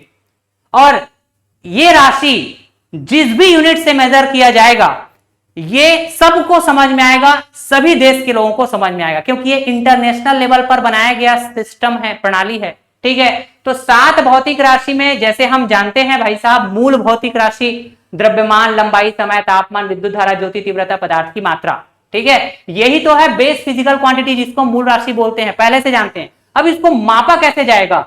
तो द्रव्यमान को मापा जाएगा किलोग्राम से, लंबाई को मापा जाएगा मीटर से, समय को मापा जाएगा सेकंड से, तापमान को मापा जाएगा केल्विन से, विद्युत धारा को मापा जाएगा एम्पियर से, ज्योति तीव्रता को मापा जाएगा कैंडेला से, पदार्थ की मात्रा को मापा जाएगा मोल से, ठीक। और ये जो मात्रक है ना, ये जो मात्रक है इसको हम सिंबॉलिक रिप्रेजेंट करेंगे। मतलब कैसे प्रदर्शित किया जाएगा? किलोग्राम मतलब केजी लिख देंगे, मीटर मतलब स्मॉल एम, सेकंड मतलब स्मॉल एस, केल्विन मतलब ये कैपिटल में के, एम्पियर मतलब कैपिटल में ए, कैंडेला मतलब स्मॉल में सीडी, और मोल का मतलब स्मॉल में एमओएल। तो इस तरह के जहां पर भी आपको सिंबल दिखा तो आपको डायरेक्ट समझ में आना चाहिए ये किसकी बात कर रहा है। समझ पा रहे हैं क्या? और ये सबको समझ में आएगा, हर देश के लोगों को समझ में आएगा, क्योंकि ये इंटरनेशनल सिस्टम ऑफ यूनिट्स है जिसमें 7 मूल भौतिक राशि है, 7 बेस फिजिकल क्वांटिटी, जिसके हमने फंडामेंटल यूनिट देखा, मात्रक है ना, और सिंबल देखा। वैसे ही 2 संपूरक भौतिक राशि होंगे, सप्लीमेंट्री फिजिकल क्वांटिटी होंगे, ठीक है। एक को बोला जाएगा प्लेन एंगल। प्लेन एंगल का मतलब क्या होता है जी? समतल कोण। क्या बोलेंगे? समतल कोण, मतलब एक समतल में बना कोण, ठीक है। अच्छा, सॉलिड एंगल का मतलब ठोस कोण, ठीक है। अच्छा, जैसे कि आप त्रिभुज पढ़ते हैं, चतुर्भुज पढ़ते हैं, तो त्रिभुज के तीनों कोणों का योग ऐसे आप बोलते हैं ना, तो त्रिभुज के 3 कोण ऐसे जो आप मेजर करते हैं, चतुर्भुज के 4 कोण जो आप मेजर करते हैं, मतलब एक समतल में मापी गई कोण को हम क्या बोलेंगे? प्लेन एंगल, समतल कोण बोलेंगे, ठीक है। मतलब 2 डायमेंशनल फिगर का जो कोण बोला जाता है ना, कोण मापा जाता है, उसी को तो बोलते हैं भाई साहब समतल कोण, प्लेन एंगल। लेकिन 3 डायमेंशनल फिगर है, तो 3 डायमेंशनल फिगर जैसे कि स्फीयर है, तो स्फीयर में आपको जैसे कोण देखना है, तो वो कौन सा कोण होगा? सॉलिड एंगल होगा, ठोस कोण। इस तरह से ज्यादा डिटेलिंग में नहीं जाना है दोस्तों, आपको 2 संपूरक भौतिक राशि, 2 सप्लीमेंट्री फिजिकल क्वांटिटी में ध्यान रखना है, एक प्लेन एंगल, दूसरा सॉलिड एंगल। अच्छा, प्लेन एंगल को मेजर कैसे किया जाएगा? इसके लिए फंडामेंटल यूनिट होगा रेडियन। सॉलिड एंगल को कैसे मेजर किया जाएगा? किस मात्रक का इस्तेमाल करेंगे? स्टेरेडियन। बस ये ध्यान रखना, ऐसे सवाल पूछे जाते हैं, ठीक है जी। सिंबल कैसे यूज करेंगे? जैसे कि ये रेडियन के लिए सिंबल होगा RAD स्मॉल में, स्टेरेडियन के लिए स्मॉल में SR। इस तरह के सिंबल भी आपको इस्तेमाल करना है, ठीक है, और याद रखना है हमेशा, ओके। चलिए एक सवाल कर लेते हैं दोस्तों। सवाल क्या कहता है? SI पद्धति में मूल इकाइयां क्या है? सवाल ध्यान से पढ़ना। In SI system the fundamental units are.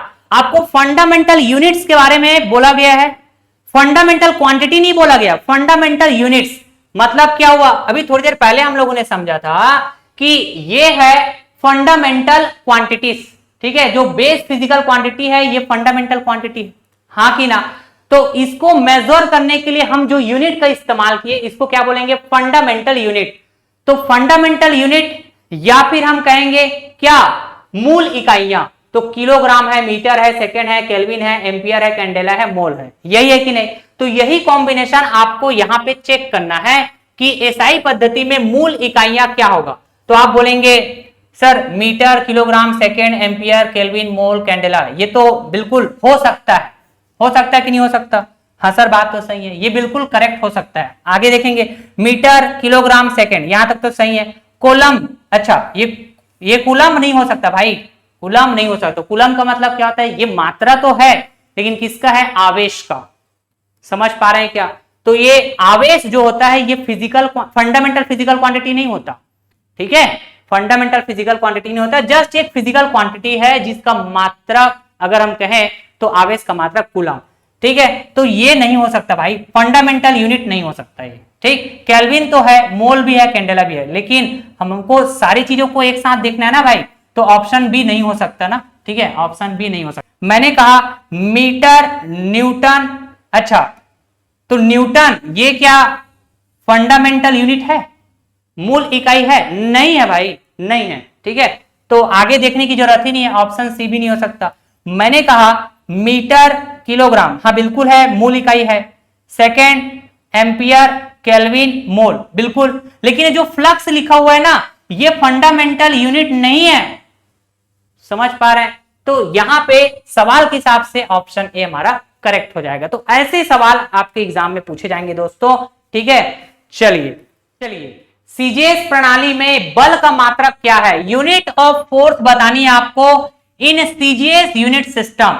तो मैंने कहा जी फोर्स का यूनिट अगर हम देखें तो फोर्स का यूनिट एक तो होता है डाइन, ठीक है। ये किस में होता है? सीजीएस सिस्टम में, ठीक है जी, सीजीएस प्रणाली में। अगर मैंने कहा फोर्स का अगला यूनिट तो ये होता है न्यूटन, ठीक है। तो ये किस सिस्टम में होता है, किस प्रणाली में होगा? ये होगा एसआई, ठीक है जी। अच्छा, तो सवाल बोला गया है सीजीएस प्रणाली में बताइए भाई साहब बल का मात्रक, यूनिट ऑफ फोर्स, तो आपका जवाब क्या होगा? डाइन होगा। समझ पा रहे हैं क्या? एक इंपॉर्टेंट रिलेशन जिसको आपको हमेशा ध्यान में रखना चाहिए, कई बार आपके एग्जाम में पूछ दिए जाते हैं, ठीक है, डिफरेंट एग्जाम्स में। जैसे आपको बोला जाता है कि भाई साहब न्यूटन और डाइन में क्या रिलेशन है तो ये दोनों बल का मात्रक, न्यूटन भी बल का मात्रक है, डाइन भी बल का मात्रक है, हाँ कि ना? डायन नहीं बोलना, डाइन, ठीक है। इट्स नॉट अ डायन, इट्स अ डाइन, ठीक। तो न्यूटन भी बल का मात्रक है, डाइन भी बल का मात्रक है, इसमें रिलेशन बताओ। तो हमेशा ध्यान में रखना, एक न्यूटन बराबर होता है भाई साहब 10⁵ डाइन। समझ पा रहे हैं क्या? तो ये ध्यान रहेगा, बढ़िया। अगले सवाल की तरफ हम आगे बढ़ते हैं दोस्तों। चलिए, मैंने कहा विद्युत धारा जिसको हम बोलते हैं इलेक्ट्रिक करंट, तो इलेक्ट्रिक करंट का एसआई मात्रक क्या होगा? अरे इलेक्ट्रिक करंट का एसआई मात्रक मूल इकाई में आप देखेंगे तो इलेक्ट्रिक करंट को हम कैसे मेजर करते हैं? एम्पियर से मेजर करते हैं भाई साहब। समझ पा रहे हैं क्या? अच्छा, अगर हमने कहा ये जो केल्विन है ये किसका एसआई मात्रक है, तो आप बोलेंगे टेम्परेचर का। समझ पा रहे हैं क्या? अच्छा, ये एसआई मात्रक है टेम्परेचर का, केल्विन। मैंने कहा ये जो कैंडेला है ये किसका एसआई मात्रक है? तो ज्योति तीव्रता का, जिसको हम बोलेंगे ल्यूमिनस इंटेंसिटी। ल्यूमिनस इंटेंसिटी क्या बोलते हैं इसको? Luminous intensity. ल्यूमिनस इंटेंसिटी, ज्योति तीव्रता का एसआई मात्रक कैंडेला। ऐसे आपको याद करना चाहिए। मैंने कहा जी ये एम्पियर तो बता दिया, इलेक्ट्रिक करंट, इलेक्ट्रिक करंट का एसआई यूनिट, इलेक्ट्रिक करंट का एसआई मात्रक, हाँ कि ना? जूल, जूल किसका मात्रक होता है? ठीक है, तो आप बोलेंगे जूल ये एसआई मात्रक होता है किसका? कार्य का, ठीक है, जिसको हम बोलेंगे वर्क। एक चीज ध्यान रखना, अगर मेरे को बोल दिया जाए ऊर्जा, जिसको हम कहते हैं एनर्जी, ठीक है, तो सवाल के माध्यम से भी मैं बहुत सारे कंसेप्ट आपका क्लियर करते जाऊंगा। कार्य का एसआई मात्रक या फिर ऊर्जा का एसआई मात्रक ऐसे बोला जाए तो जूल होता है, मतलब कार्य और ऊर्जा का जो मात्रक होता है ना भाई साहब, या फिर जब हम डायमेंशन पढ़ेंगे सेकंड लेक्चर में, ठीक है, डायमेंशनल फार्मूला, विमी सूत्र, वहां भी आप देखेंगे कार्य और ऊर्जा का जो डायमेंशनल फार्मूला होता है सेम होता है, इस वजह से इसकी जो मात्रक है वो भी सेम है। यहां पे समझ पाए? अगला सवाल, विद्युत विभव का एसआई मात्रक क्या होता है? तो विद्युत विभव जिसको हम बोलेंगे इलेक्ट्रिक पोटेंशियल, ठीक, तो आपको ध्यान रखना है भाई साहब वोल्ट होता है। तो आप बोलेंगे जब भी हम बोले इलेक्ट्रिक, ठीक है, इलेक्ट्रिक पोटेंशियल, विद्युत विभव, इसका एसआई मात्रक वोल्ट होगा। अभी तो बताया था जूल के बारे में, ऐसे आपको ना याद करना है भाई साहब, याद करना है और याद होना चाहिए। मैंने कहा वर्क या फिर एनर्जी, वर्क या फिर एनर्जी का जो एसआई मात्रक होगा वो जूल होगा। अच्छा, मैंने कहा जी कूलम, ठीक है, या फिर कुलाम बोलते हैं, कुलाम, ये भी एसआई मात्रक है किसका? तो आवेश का, किसका? आवेश, ठीक है, और आवेश को क्या बोलते हैं हम लोग? चार्ज बोलते हैं, इलेक्ट्रिक चार्ज, आवेश, विद्युत आवेश, इलेक्ट्रिक चार्ज। इलेक्ट्रिक चार्ज का जो एसआई मात्रक होता है वो कुलाम होता है। मैंने कहा जी ये जो वाट है ये भी एसआई मात्रक है किसका? पावर का, जिसको हम शक्ति कहते हैं। समझ पाए? तो मैंने कहा, पहले भी कहा था कि ऐसे बहुत सारे फिजिकल क्वांटिटी होते हैं, ये सब फिजिकल क्वांटिटी होता है जिसको हम मेजर कर पा रहे हैं, हाँ कि ना? तभी तो इसको हम फिजिकल क्वांटिटी बोल रहे हैं, भौतिक राशि कहते हैं। तो इसका ये एसआई मात्रक है, इसका ये सब क्या है, एसआई मात्रक, एसआई मात्रक या फिर एसआई यूनिट्स। समझ पा रहे हैं, बढ़िया। चलिए, बहुत ही इंपॉर्टेंट पोर्शन हम लोग डिस्कस करने जा रहे हैं दोस्तों, और ये आगे भी काम आएगा। अलग अलग चैप्टर जब हम आगे पढ़ते चलेंगे तो ये काम आएगा दोस्तों। आपका कनेक्ट करना बेहतरीन तरीके से मैं ट्राई कर रहा हूं कि आप कनेक्ट करें करके, पूरा ध्यान स्क्रीन में होना चाहिए। हमने कहा जी एसआई प्रीफिक्स, एसआई का मतलब इंटरनेशनल सिस्टम, मतलब ये एक प्रणाली है मात्रक बताने का, ठीक है क्या। तो मात्रक जैसे बोलते हैं ना, एसआई मात्रक, तो मैंने कहा जैसे बल का एसआई मात्रक है ना, आप कहेंगे जी न्यूटन, हाँ कि ना। अरे फोर्स का एसआई यूनिट क्या होता है, न्यूटन। तो मैंने कहा एसआई प्रीफिक्स, प्रीफिक्स का मतलब क्या होता है, पहले इस्तेमाल करना, ठीक है। मतलब एसआई मात्रक के पहले इस्तेमाल करेंगे, प्रीफिक्स बोलेंगे। और प्रीफिक्स की फॉर्म में क्या इस्तेमाल करेंगे हम लोग, 10 का पावर समथिंग, जैसे 10 का पावर एक्स। सर नहीं समझ में आया, इधर आइए। मैंने कहा कि कोई बल लगा हुआ है किसी ऑब्जेक्ट में, अब उस बल को आपने मेजर किया, और मेजर किया आपने पाया 10,000 न्यूटन का बल लगा हुआ है सर उस ऑब्जेक्ट में, ऐसे आपने मेजर किया, मापा, ठीक है। अच्छा, तो ये 10,000 न्यूटन बोलना थोड़ा तकलीफ हो रहा है, बड़ा नंबर है, हाँ कि ना। तो अब मैं इसको ना थोड़ा छोटा करने की कोशिश करता हूं। कैसे छोटा करेंगे सर, मैंने कहा क्या इस 10,000 को हम ऐसा लिख पाएंगे, 10 गुणा 10 की घात 3। मैंने कहा 10 की पावर समथिंग, मैं यहां पे 10 की पावर 3 बोल दिया। तो इस तरह से भी बोल सकता हूं 10,000 न्यूटन बोलिए, चाहे 10 गुणा 10 की घात 3 न्यूटन, हाँ कि ना, बोल सकते हैं ऐसा। हाँ सर बात तो सही है। तो ये जो 10 की पावर 3 आप देख पा रहे हैं, यही क्या कहलाएगा, प्रीफिक्स कहलाएगा। जो एसआई यूनिट न्यूटन है, इससे पहले लगा है क्या, इसलिए प्रीफिक्स का काम करेगा।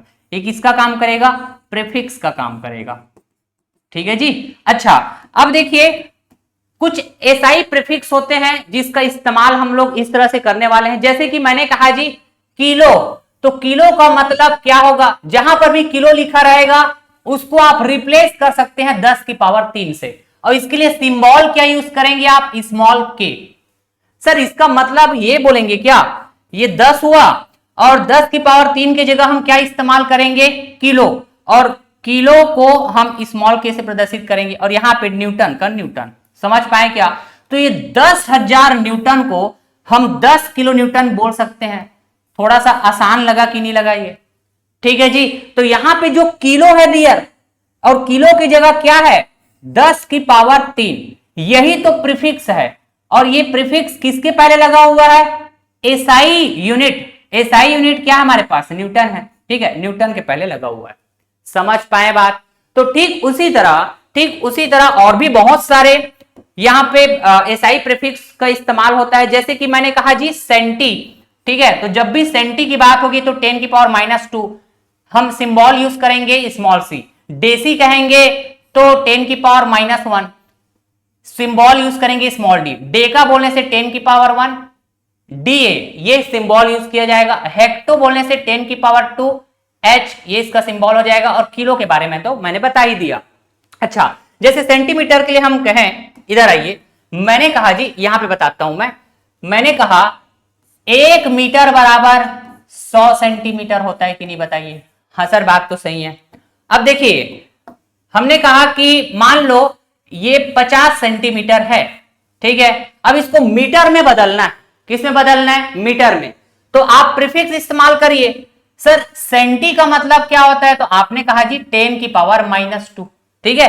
फिर इसके बाद हमने मीटर लिखा, तो मीटर एसआई मात्रक है, एसआई यूनिट। तो ये मीटर के पहले, एसआई यूनिट के पहले हमने प्रीफिक्स इस्तेमाल किया 10 की पावर -2। क्यों सर, क्योंकि सेंटी का मतलब देखो ना यार, सेंटी का मतलब 10 की पावर -2। समझ पा रहे हैं क्या बात, बहुत बढ़िया। तो मैंने कहा जी सेंटी का मतलब 10 की पावर -2, और ये मीटर का मीटर हो गया, बहुत बढ़िया। और यहाँ पे क्या है 50, तो 50 कई गुणा कर देंगे 10 की पावर -2 में। तो इस तरह से 50 सेंटीमीटर बराबर 50 गुना 10 की पावर -2 मीटर, यही कहेंगे कि नहीं कहेंगे। अच्छा, मैंने कहा जी किसी भी नंबर के पावर माइनस में हो तो इसका मतलब क्या होता है, 1 बटा। समझ पा रहे हैं क्या, तो ये हो जाएगा 100, ठीक है, 1/100 है ना, गुणा हो जाएगा 50। ये कैसे किया मैंने, अरे माइनस पावर में है तो इसका मतलब 1 बटा और 10 की घात 2 नीचे आ जाएगा, और 10 की घात 2 मतलब 100। ठीक है, आपने कहा जी 50 से काटेंगे एक बार में, 50 से काटेंगे 2 बार में, किसमें आएगा, मीटर में। तो ये क्या आ जाएगा, आपने कहा 1/2 मीटर, कुल मिला के 0.5 मीटर। तो आपने कहा जी 50 सेंटीमीटर, 50 सेंटीमीटर को हमने मीटर में बदल दिया, कितना आया, 0.5 मीटर। समझ पाए क्या, क्लियर। तो इस तरह से आपको एसआई प्रीफिक्स का मीनिंग समझ में आया होगा और कैसे इस्तेमाल करना है ये भी बात आपको समझ में आया होगा। ठीक है जी। अब देखिए, मैंने कहा जी मान लो आपकी चाहत है कि यहां पे लिखा है 50 मीटर, अब इसको सेंटीमीटर में बदलो। तो सर हम ये जानते हैं ना, 1 मीटर बराबर 100 सेंटीमीटर होता है, हाँ कि ना। तो 50 मीटर बराबर 50 गुणा 100 सेंटीमीटर, तो कुल मिलाकर बात क्या बनेगी, सर ये 5000 सेंटीमीटर के बराबर हो जाएगा। यही बोलेंगे कि नहीं बोलेंगे। तो एक तरीका तो ये है 50 मीटर को सेंटीमीटर में बदलने का। दूसरा तरीका आप ऐसे भी सोच सकते हैं दोस्तों, कैसे, मैंने कहा 50 मीटर, ठीक, अब इसको सेंटीमीटर में बदलना है, मतलब मीटर से पहले सेंटी चाहिए। तो क्या आपको यह बात पता है, जब भी हम सेंटी कहें तो सेंटी को रिप्लेस करना है 10 की पावर -2 से, यही बात है। इसका मतलब मैं अगर मीटर से पहले 10 की पावर -2 ले आऊं तो बात बन जाएगा, सेंटी में डाल दूंगा वहां पे, हाँ कि ना।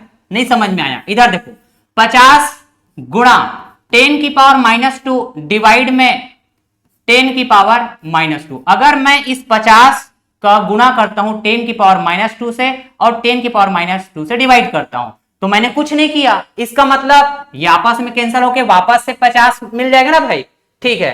लेकिन आपने ऐसा क्यों किया सर, अच्छा मैं बताता हूं। अभी भी ये किस में है, मीटर में है दोस्तों, बिल्कुल सही बात। अब देखना, मैंने कहा जी सर 10 की पावर -2 अगर लिखा है तो क्या मैं इसको रिप्लेस कर सकता हूं सेंटी से, हाँ सर। तो आपने कहा ये 50 हो जाएगा और ये 10 की पावर -2 की जगह क्या लिख देंगे आप, सेंटी लिख देंगे, लिख दिया सेंटी, और ये है मीटर, सेंटीमीटर आया। लेकिन डिवाइड में भाई साहब अभी भी 10 की पावर -2 बचा हुआ है, ठीक है। जिस तरह से पावर में अगर माइनस है तो भाई साहब 1/, लिखेंगे और वो नंबर नीचे आ जाता है। ठीक उसी तरह अगर पावर में माइनस लगा है और वो नीचे में है डिवाइड में, तो ये ऊपर चला जाएगा, जम कर जाएगा, मतलब 10 की पावर 2 का गुणा हो जाएगा 50 के साथ। तो 50 गुणा 10 की पावर 2, ठीक है जी। अच्छा ये सेंटीमीटर, तो कुल मिला के कितना, 10 की पावर 2 मतलब 100, तो ये हो जाएगा 5000 सेंटीमीटर। आया कि नहीं, 50 मीटर बराबर 5000 सेंटीमीटर, यहां भी तो आया था, ठीक है। इस तरह से तो आपको एसआई प्रीफिक्स का मीनिंग बिल्कुल अच्छे तरीके से समझ में आया होगा, और सवाल में कैसे इस्तेमाल करना है ये भी आप धीरे धीरे सीखते जाएंगे दोस्तों, ठीक। मैंने कहा जी जैसे एसआई यूनिट होता है पास्कल, पीए का मतलब क्या होता है, पास्कल। प्रेशर का ये एसआई मात्रक है, ठीक है। दाब को मापने का एसआई यूनिट है पास्कल, ठीक। तो मैंने कहा जी जैसे 10 टेरा पास्कल, टी का मतलब क्या होगा, टेरा, ध्यान रखना, टी का मतलब क्या होगा, टेरा।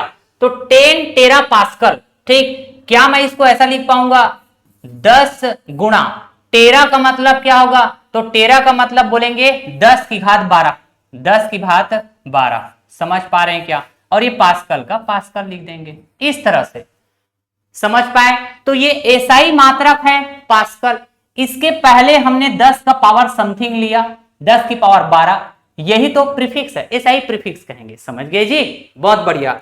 ठीक उसी तरह अगर मैंने कहा 20 मेगा न्यूटन, कैपिटल एम का मतलब क्या होगा जी, मेगा, कैपिटल एम का मतलब क्या होगा, मेगा, ठीक है। तो ये जो मेगा है ये प्रीफिक्स का काम करेगा। न्यूटन एसआई मात्रक है, तो न्यूटन से पहले, एसआई मात्रक से पहले ये प्रीफिक्स लगा हुआ है मेगा। तो मेगा को हम रिप्लेस करेंगे किससे, मेगा को हम रिप्लेस करेंगे किससे बताएंगे जरा, 10 की पावर 6 से, ठीक है।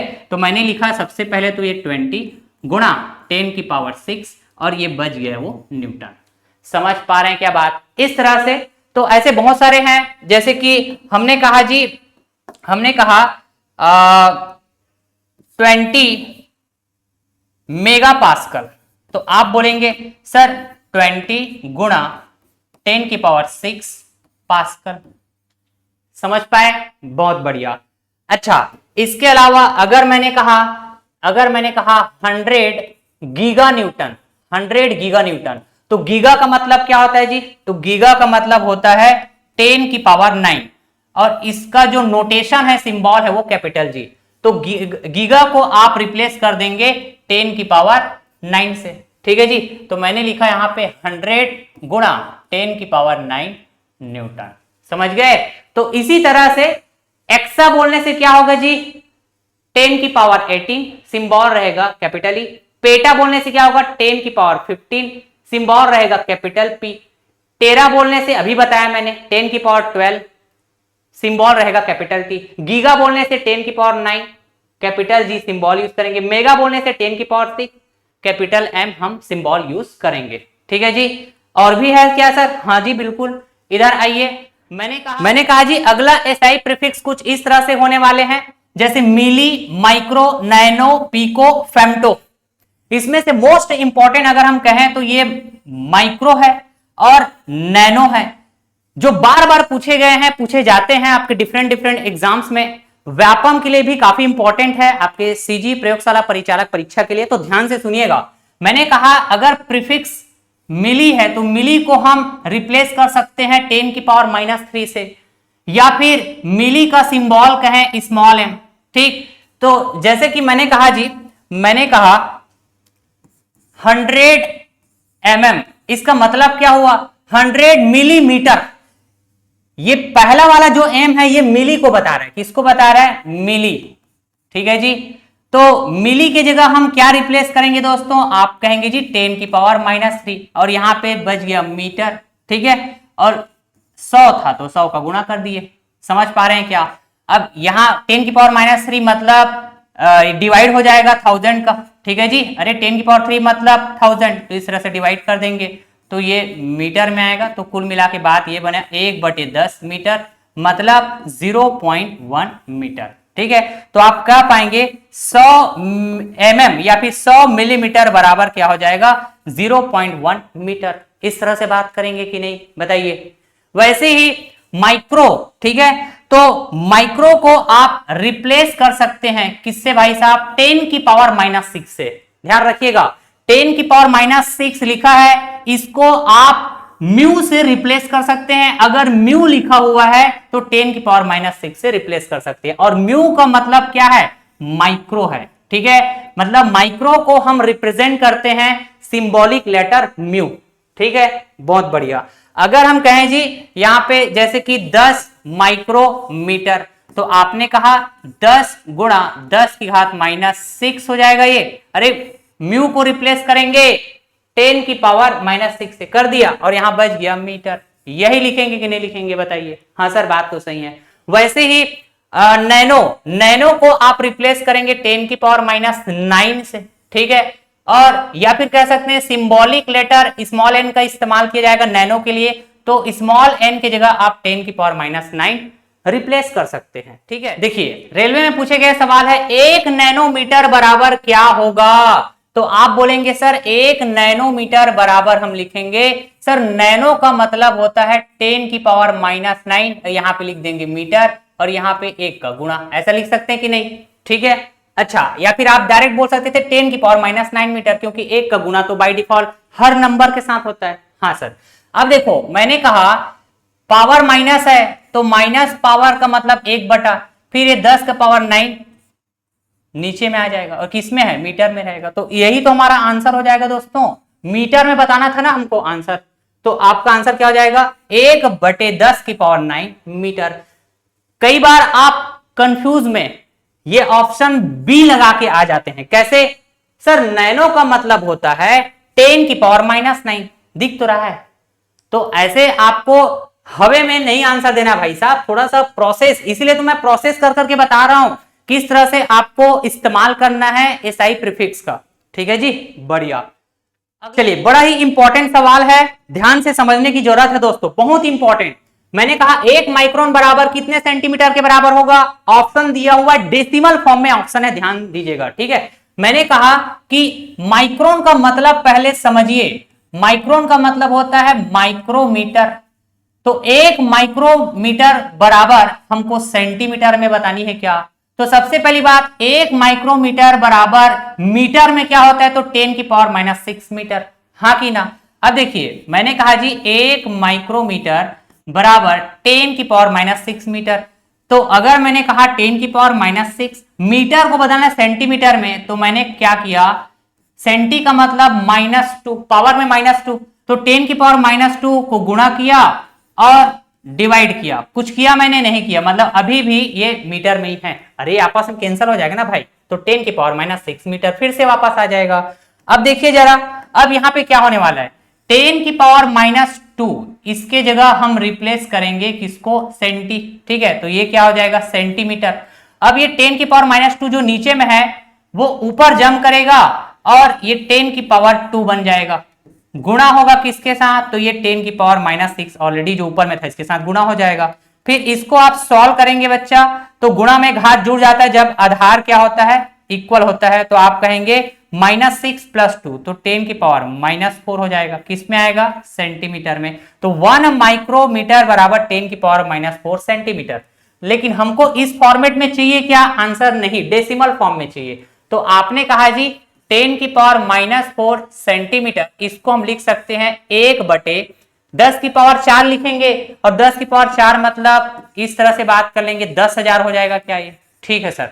अब देखिए, अब इसको डेसिमल फॉर्म में चाहिए, तो आपने कहा जी 0 फिर देखो यहाँ पे 4 स्थान लेना पड़ेगा दशमलव के बाद, तो 1 2 3 4।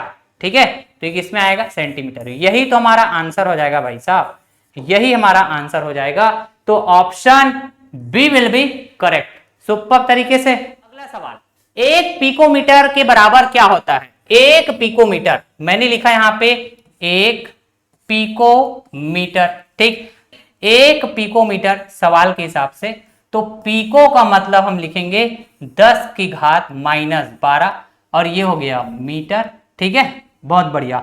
या फिर लिख सकते हैं यहाँ पे 1 है तो 1 का गुणा, तो भाई साहब फाइनली ये 10 की पावर -12 मीटर तो आएगा। ठीक है, तो बस यही तो पूछा गया था अपने को, तो आंसर हो जाएगा हमारे पास ऑप्शन सी। ठीक है, 1 पिकोमीटर बराबर 10 की पावर -12 मीटर। हाँ कि ना? देखिए दोस्तों, एसआई प्रीफिक्स के अंदर कुछ इंपॉर्टेंट फैक्ट्स बातें हैं जो आपके ध्यान में होना चाहिए। कई बार सवाल ऐसे भी पूछ देते हैं, जैसे कि पृथ्वी की त्रिज्या बतानी है आपको, रेडियस ऑफ अर्थ। ठीक है, तो पृथ्वी, इसका जो आकार है लगभग गोलाकार है, लगभग गोलाकार। तो आप ये मत समझिएगा कि जैसे सेब का अगर मैं त्रिज्या मापूंगा तो आसानी से माप लूंगा, तो पृथ्वी का त्रिज्या, भाई पृथ्वी तो बहुत बड़ा है। ठीक है, तो जब हम इसकी त्रिज्या मापेंगे ना दोस्तों, तो बहुत बड़ा वैल्यू मिलेगा। मापी गई जो मात्रा है, मैग्नीट्यूड है, वो बहुत बड़ी वैल्यू आएगी, और बहुत बड़ी वैल्यू को आपको लिखना है तो थोड़ा तकलीफ होगा। ठीक, तो एसआई प्रीफिक्स का इस्तेमाल करके 10 की पावर समथिंग ऐसा इस्तेमाल करके हम पृथ्वी की त्रिज्या को आसान शब्दों में ऐसा बात करते हैं 6.378 गुणा 10 की पावर 6 मीटर। तो ये वैल्यू इंपॉर्टेंट है, कई बार डायरेक्ट आपके एग्जाम में पूछ दिया जाता है दोस्तों। ठीक है, अच्छा वैसे ही अगर मैं कहूं इलेक्ट्रॉन, तो इलेक्ट्रॉन का द्रव्यमान बताना है, मास ऑफ इलेक्ट्रॉन बतानी है, तो पहली बात तो भाई इलेक्ट्रॉन ऐसा छोटा सा छोटा पार्टिकल है, इतना छोटा सा छोटा पार्टिकल जिसको आप इमेजिन भी नहीं कर सकते। समझ पा रहे हैं? इतना छोटा सा छोटा पार्टिकल।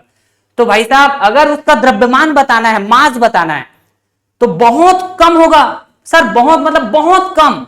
तो बहुत कम वैल्यू को आपको बताने में भी तकलीफ होगा। ठीक है, तो इस तरह से हम यहां पे 10 की पावर समथिंग का इस्तेमाल करके बात करेंगे। मतलब यहां पे जब 10 का पावर लगेगा तो माइनस में लगेगा। ठीक है, क्योंकि छोटा वैल्यू बताना है ना भाई साहब। तो आप बोलेंगे इलेक्ट्रॉन का द्रव्यमान, ये वैल्यू ध्यान रखेंगे 9.1 इंटू 10 की पावर -31 मीटर। ठीक है, ये इलेक्ट्रॉन का जो मास है इसके बारे में आप लोग केमिस्ट्री में भी पढ़ोगे दोस्तों, तो ये वैल्यू ध्यान रखिएगा, कई बार डायरेक्ट सवाल पूछ देते हैं। हाँ कि ना? चलिए, कुछ महत्वपूर्ण प्रायोगिक इकाइयां होते हैं जिसके बारे में हमको जानकारी होना चाहिए, डायरेक्ट सवाल पूछे जाते हैं दोस्तों। सम इंपॉर्टेंट प्रैक्टिकल यूनिट्स, जिसमें से पहला है एस्ट्रोनॉमिकल यूनिट्स। ठीक, खगोलीय इकाई के नाम से इसको जाना जाता है। ये खगोलीय इकाई क्या होता है? यह पृथ्वी के केंद्र से सूर्य की केंद्र की औसत दूरी को बताता है। ये हमारे पास सूर्य है और ये पृथ्वी है, इनके बीच की जो औसत दूरी है भाई साहब, ठीक है, यही क्या बताएगा? खगोलीय इकाई, एस्ट्रोनॉमिकल यूनिट्स। इसका मतलब क्या समझे कि एस्ट्रोनॉमिकल यूनिट्स खगोलीय इकाई दूरी मापने का एक इकाई है। यही बोलेंगे कि नहीं बोलेंगे? ठीक है, it is the average distance of the centre of the sun from the centre of the earth. हाँ कि ना? तो सवाल पूछा जाता है आपके लिए जो इंपॉर्टेंट है, ये वैल्यू याद रखना, 1 एस्ट्रोनॉमिकल यूनिट बराबर 1.496 इंटू 10 की पावर 11 मीटर। ठीक है, इसी को आप चाहें तो ऐसा भी लिख सकते हैं 1.5, ठीक है, गुणा 10 की पावर 11 मीटर। ठीक है, अप्रोक्सीमेशन करेंगे, लगभग इस तरह से भी बात कर सकते हैं आप इसको। ठीक, ध्यान रहेगा। अच्छा, खगोलीय इकाई का उपयोग खाली स्थान मापने के लिए किया जाता है, तो आप बोलेंगे सर डिस्टेंस, दूरी मापने के लिए, अभी तो बताया। ठीक है जी। अच्छा, एक खगोलीय इकाई कितने मीटर के बराबर होता है? तो अभी मैंने बताया था एक एस्ट्रोनॉमिकल यूनिट, एक एयू बराबर 1.496 इंटू 10 की पावर 11 मीटर। ठीक, आप चाहे तो इसी को क्या लिख सकते हैं? तो इसी को लगभग आप लिख पाएंगे 1.5 इंटू 10 की पावर 11 मीटर। मैंने बताया था, तो इस तरह से भी आपको ध्यान रखना है दोस्तों, तो ऑप्शन बी हमारा करेक्ट हो जाएगा। ठीक है। अच्छा, अब देखते हैं अगला महत्वपूर्ण प्रायोगिक इकाई में सम इंपॉर्टेंट प्रैक्टिकल यूनिट्स में सेकंड वाला आएगा भाई साहब, प्रकाश वर्ष। ठीक है, और प्रकाश वर्ष जिसको हम कहेंगे लाइट ईयर। हाँ कि ना? तो आपने कहा जी 1 लाइट ईयर बराबर, ये याद होना आप लिए जरूरी है दोस्तों। ठीक है, क्योंकि यही पूछा जाएगा आपके एग्जाम में। 1 लाइट ईयर बराबर क्या होता है? 9.46 इंटू 10 की पावर 15 मीटर। समझ पा रहे हैं क्या? अच्छा, और इसको डिफाइन कैसे करते हैं? तो यह प्रकाश द्वारा निर्वात में एक वर्ष में तय की गई दूरी को बताता है। It is the distance travelled by the light in vacuum in 1 year. मतलब एक वर्ष में निर्वात में प्रकाश द्वारा तय की गई जो दूरी होता है, इसी को कहा जाता है भाई साहब प्रकाश वर्ष। समझ पा रहे हैं क्या? अच्छा, तो अब देखेंगे सवाल कुछ इस तरह से आएगा। देखिए, प्रकाश वर्ष क्या होता है? लाइट ईयर, इसका मतलब क्या होता है? तो आपको डेफिनेशन दिया हुआ है, तो आप बोलेंगे वह वर्ष जिसमें सूर्य का प्रकाश अधिकतम रहा हो, नो। अच्छा, वह वर्ष जिसमें कार्यभार हल्का रहा हो, नो। प्रकाश द्वारा एक वर्ष में चली गई दूरी, यस, यही तो हमारा करेक्ट आंसर हो जाएगा। यही तो लाइट ईयर बताता है भाई साहब। ठीक है, और 1 लाइट ईयर की वैल्यू कितने के बराबर होती है? तो 9.46 इंटू 10 की पावर 15 मीटर। जिस तरह एस्ट्रोनॉमिकल यूनिट डिस्टेंस मेजर करने का इकाई है, वैसे ही प्रकाश वर्ष भी डिस्टेंस मेजर करने का इकाई है। समझ पा रहे हैं क्या? अच्छा, चलिए अगला बात करते हैं भाई साहब। चलिए, सवाल पूछता है प्रकाश वर्ष द्वारा किसे मापा जाता है? तो अभी तो बताया मैं, प्रकाश वर्ष द्वारा डिस्टेंस को मेजर किया जाएगा, दूरी को मापा जाएगा। ठीक है, चलिए अगला important question, what is the speed of light? प्रकाश की गति क्या है बतानी है, लेकिन ध्यान रखना आपको किसमें बताने बोल रहा है? सेंटीमीटर पर सेकंड में बतानी है भाई साहब। तो प्रकाश की गति, स्पीड ऑफ लाइट, ये आपको याद रखनी है 3 गुणा 10 की घात 8 मीटर प्रति सेकंड। मीटर प्रति सेकंड में होता है ये, समझना बात को। यहां पे आप गलती से ऑप्शन ए लगा सकते हैं, लेकिन ये ऑप्शन ए गलत हो जाएगा भाई साहब। आपको सेंटीमीटर पर सेकंड में बोला गया है इस सवाल में, हाँ कि ना, न कि हमको मीटर प्रति सेकंड में। तो मीटर प्रति सेकंड को हमको सेंटीमीटर प्रति सेकंड में बदलना पड़ेगा। तो आपने कहा जी 1 मीटर बराबर क्या होता है? 100 सेंटीमीटर, हाँ कि ना, या फिर 10 की पावर 2 सेंटीमीटर, ऐसा बोल सकते हैं। तो आपने कहा जी 3 गुणा ये 10 की पावर 8, ठीक है। फिर यहां मीटर है, तो मीटर की जगह आप क्या लिख देंगे? तो 10 की पावर 2, ठीक है। फिर ये क्या हो जाएगा? सेंटीमीटर में बदल जाएगा, सेंटीमीटर पर सेकंड। यही कहेंगे कि नहीं कहेंगे? हाँ सर, बात तो सही है। तो आपने कहा जी ये बेस समान है, तो गुणा में जो पावर है ये ऐड हो जाएगा। तो आपने कहा 3 गुणा 10 की घात 8 और 2 10, ठीक, तो ये हो जाएगा सेंटीमीटर पर सेकंड। यही हमारा आंसर हो जाएगा भाई साहब। तो इस तरह से यूनिट का भी आपको प्रॉपर केयर करना है कि किस यूनिट में बोला गया है, सेंटीमीटर पर सेकेंड में बोला गया दोस्तों। तो आंसर क्या हो जाएगा हमारे पास, option D for Delhi. Okay, चलिए अगला हम देखते हैं कुछ महत्वपूर्ण प्रायोगिक इकाई में 3rd नंबर का, बहुत इंपॉर्टेंट है ये, ठीक है। और ये इसलिए भी इंपॉर्टेंट है, सवाल कैसे पूछे जाते हैं मैं बताता हूं। सबसे पहली बात, यहां पे जो 3rd इंपॉर्टेंट प्रैक्टिकल यूनिट्स है वो है पार्सेक, ठीक। और पार्सेक किस लिए इस्तेमाल किया जाता है, ये भी दूरी मापने के लिए ही इस्तेमाल किया जाता है, ठीक है। लेकिन दूरी मापने का सबसे बड़ा मात्रक है ये, ठीक है। हमने खगोलीय इकाई भी देखा, वो भी है बड़ा मात्रक। अच्छा, उसके बाद हमने प्रकाश वर्ष देखा, लाइट ईयर, वो भी बड़ा मात्रक है। लेकिन दूरी मापने का सबसे बड़ा मात्रक अगर आपसे कोई पूछे तो आपका जवाब क्या होना चाहिए, पार्सेक। बहुत ज्यादा इंपॉर्टेंट है और इसी फॉर्मेट में सवाल ज्यादातर पूछे गए हैं अभी तक, आप देखेंगे तो, ठीक है। और ये वैल्यू आप ध्यान रख सकते हैं, 1 पार्सेक वैल्यू तो आपको ध्यान रखना ही पड़ेगा क्योंकि ये वैल्यू डायरेक्ट भी पूछते जाते हैं बार बार। 1 पार्सेक बराबर, अगर आपको मीटर में बताना है तो 3.1 गुणा 10⁻16 मीटर। अगर आपको 1 पार्सेक की वैल्यू लाइट ईयर में बताना है तो 3.26 लाइट ईयर। अगर आपको 1 पार्सेक की वैल्यू एस्ट्रोनॉमिकल यूनिट में बताना है, खगोलीय इकाई के फॉर्म में बताना है, तो इस तरह से 206, 265 एस्ट्रोनॉमिकल यूनिट, इस तरह से बात करेंगे, ठीक। तो ये कुछ डेफिनेशन है ना, जिसको आप ध्यान रख सकते हैं। बाकी आपके लिए जो इंपॉर्टेंट है ना दोस्तों, ये वैल्यू है, ठीक है। 1 पार्सेक बराबर मीटर में, लाइट ईयर में और एस्ट्रोनॉमिकल यूनिट में कैसे आप बात करेंगे। और पार्सेक दूरी मापने का सबसे बड़ा मात्रक अगर आपसे कोई पूछे तो आप बोलेंगे पार्सेक। ये दोनों चीज इंपॉर्टेंट है, ठीक है, बढ़िया। अब देखेंगे इधर आगे सम इंपॉर्टेंट प्रैक्टिकल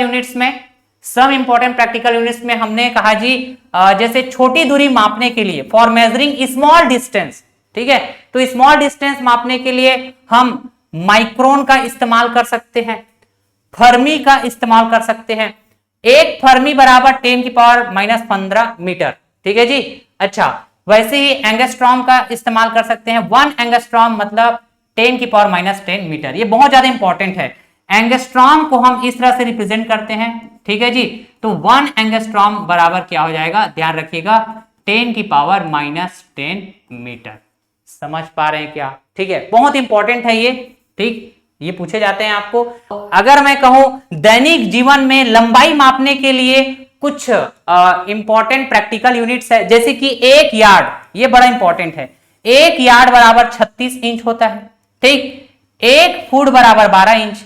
तो अगर मैं 1 इंच बराबर सेंटीमीटर में कहूं तो 2.54 सेंटीमीटर। ये इंपॉर्टेंट है, इस्तेमाल होगा सवाल में जब हम सवाल सॉल्व करेंगे तो, ठीक है। जैसे कि एसआई प्रणाली में 1 यार्ड किसके बराबर होता है, तो एसआई प्रणाली में 1 यार्ड किसके बराबर होगा, आप चाहे तो डायरेक्ट ध्यान रख सकते हैं 0.9144 मीटर, ठीक है। ये हो जाएगा ऑप्शन ए करेक्ट, ठीक। अब इसको कैसे पता करेंगे आप, तो सबसे पहली बात मैंने कहा जी 1 यार्ड बराबर 36 इंच होता है क्या, चलिए 1 यार्ड बराबर 36 इंच होता है कि नहीं, बहुत बढ़िया। और 1 इंच बराबर सेंटीमीटर में कितना होता है, 1 इंच बराबर सेंटीमीटर में 2.54 सेंटीमीटर, ठीक है। तो मैंने कहा 36 गुणा 2.54 सेंटीमीटर। हमको मीटर में बतानी है क्या, हाँ सर मीटर में बतानी है। तो सेंटी का मतलब क्या हो जाएगा, 10⁻⁻², मतलब 100 का डिवाइड करना पड़ेगा, और 100 का डिवाइड करना पड़ेगा, इसका मतलब क्या हो जाएगा, ये हो जाएगा 36 गुणा ये 2.54 और ये 100 का हम डिवाइड कर देंगे, ठीक। तो अभी किसमें आ जाएगा, मीटर में आ जाएगा। अब इसको आप सॉल्व करेंगे बच्चा, इसको आप सॉल्व करेंगे ना, तो आपके पास वैल्यू क्या आने वाला है पता है, आपके पास वैल्यू आने वाला है 0.9144 समथिंग आएगा। चेक करके देख लीजिएगा किस में आएगा, ये मीटर में आएगा। समझ पा रहे हैं क्या, क्लियर। चलिए ये लास्ट स्लाइड है हमारा इंपॉर्टेंट प्रैक्टिकल यूनिट्स में। कुछ और आप देख सकते हैं, जैसे कि भारी द्रव्यमान मापने के लिए फॉर मेजरिंग हैवी मास मापने के लिए आप इस्तेमाल करते हैं टन का, क्विंटल का। तो तो 1 टन बराबर 1000 केजी, 1 क्विंटल बराबर 100 केजी। ठीक, अगर हमको हल्का द्रव्यमान मापनी है, जैसे कि 1 पाउंड बराबर होता है 453.6 ग्राम। ठीक है, मतलब 500 ग्राम से भी कम, और 500 ग्राम मतलब आधा केजी। तो अगर हम केक खरीदने जाते हैं तो वो पाउंड में मिलता है। ठीक है, हम पाउंड से मेजर करते हैं उसके जो द्रव्यमान होता है उसको। ठीक है जी, तो हम कैसे बोलें भाई साहब, 1 पाउंड मतलब आधा केजी से कम होगा, यही बोलेंगे कि नहीं बोलेंगे? ठीक है सर। अगर हमको केजी में मापना है तो 1 पाउंड बराबर कितना केजी होगा? तो 0.4536 केजी। समझ पाए क्या? अच्छा, वैसे ही होता है सर हल्का द्रव्यमान मापने के लिए एटॉमिक मास यूनिट, ये आप केमिस्ट्री में पढ़ेंगे। ठीक है, 1 एटॉमिक मास यूनिट बराबर 1 AMU बराबर क्या होता है? 1.67 इंटू 10 की पावर -27 किलोग्राम। ठीक है, आप चाहे तो इसको ग्राम में भी बदल सकते हो। ठीक है, आप बोलेंगे जी 1 केजी बराबर क्या होता है? तो आपने कहा जी 1000 ग्राम या फिर 10 की पावर 3 ग्राम। ठीक, तो आप यहां पे क्या कर सकते हैं? 1 AMU। ठीक, यहां पे किलो का मतलब क्या बोलेंगे? 10 की पावर 3। तो 10 की पावर 3 का यहां गुणा करेंगे तो ये कितना हो जाएगा? 10 की पावर कितना हो जाएगा? 24, माइनस का 24 किस में आएगा? ये ग्राम में आ जाएगा। ठीक, और यहाँ पे 1.67 लिखेंगे गुणा, ऐसा। तो ऐसे भी आप बात कर सकते हैं। ठीक है जी, ग्राम में भी और किलोग्राम में भी। तो ऐसे एक कन्वर्जन भी आपको आना चाहिए दोस्तों। ठीक है, तो आई होप आज का यह सेशन आपने काफी इंजॉय किया होगा। अपना फीडबैक जरूर बताइएगा, थोड़ा लंबा सेशन था। ठीक है, एक सेशन और आएगा यूनिट्स एंड मेजरमेंट के ऊपर, जिसमें हम डायमेंशनल फार्मूला के बारे में सीखेंगे, जो बहुत इंपॉर्टेंट है, डायरेक्ट पूछे जाते हैं दोस्तों, और आने वाले सारे चैप्टर्स को कनेक्ट करेगा जब हम डायमेंशनल फार्मूला निकालना सीखेंगे, बनाना सीखेंगे। ठीक है जी, तो आप कनेक्टेड रहिएगा इस चैनल के साथ, अपने फ्रेंड सर्कल में शेयर करिएगा ज्यादा से ज्यादा लोगों में। ठीक है, और चैनल में अगर नए हैं तो चैनल को जरूर सब्सक्राइब कर लीजिएगा दोस्तों, अपना फीडबैक जरूर बताइएगा। ठीक, वीडियो को लाइक जरूर कर दीजिएगा अगर आपको वीडियो पसंद आता है तो। Till then, thank you so much all of you, tata bye bye, love you all, take care, जय हिंद।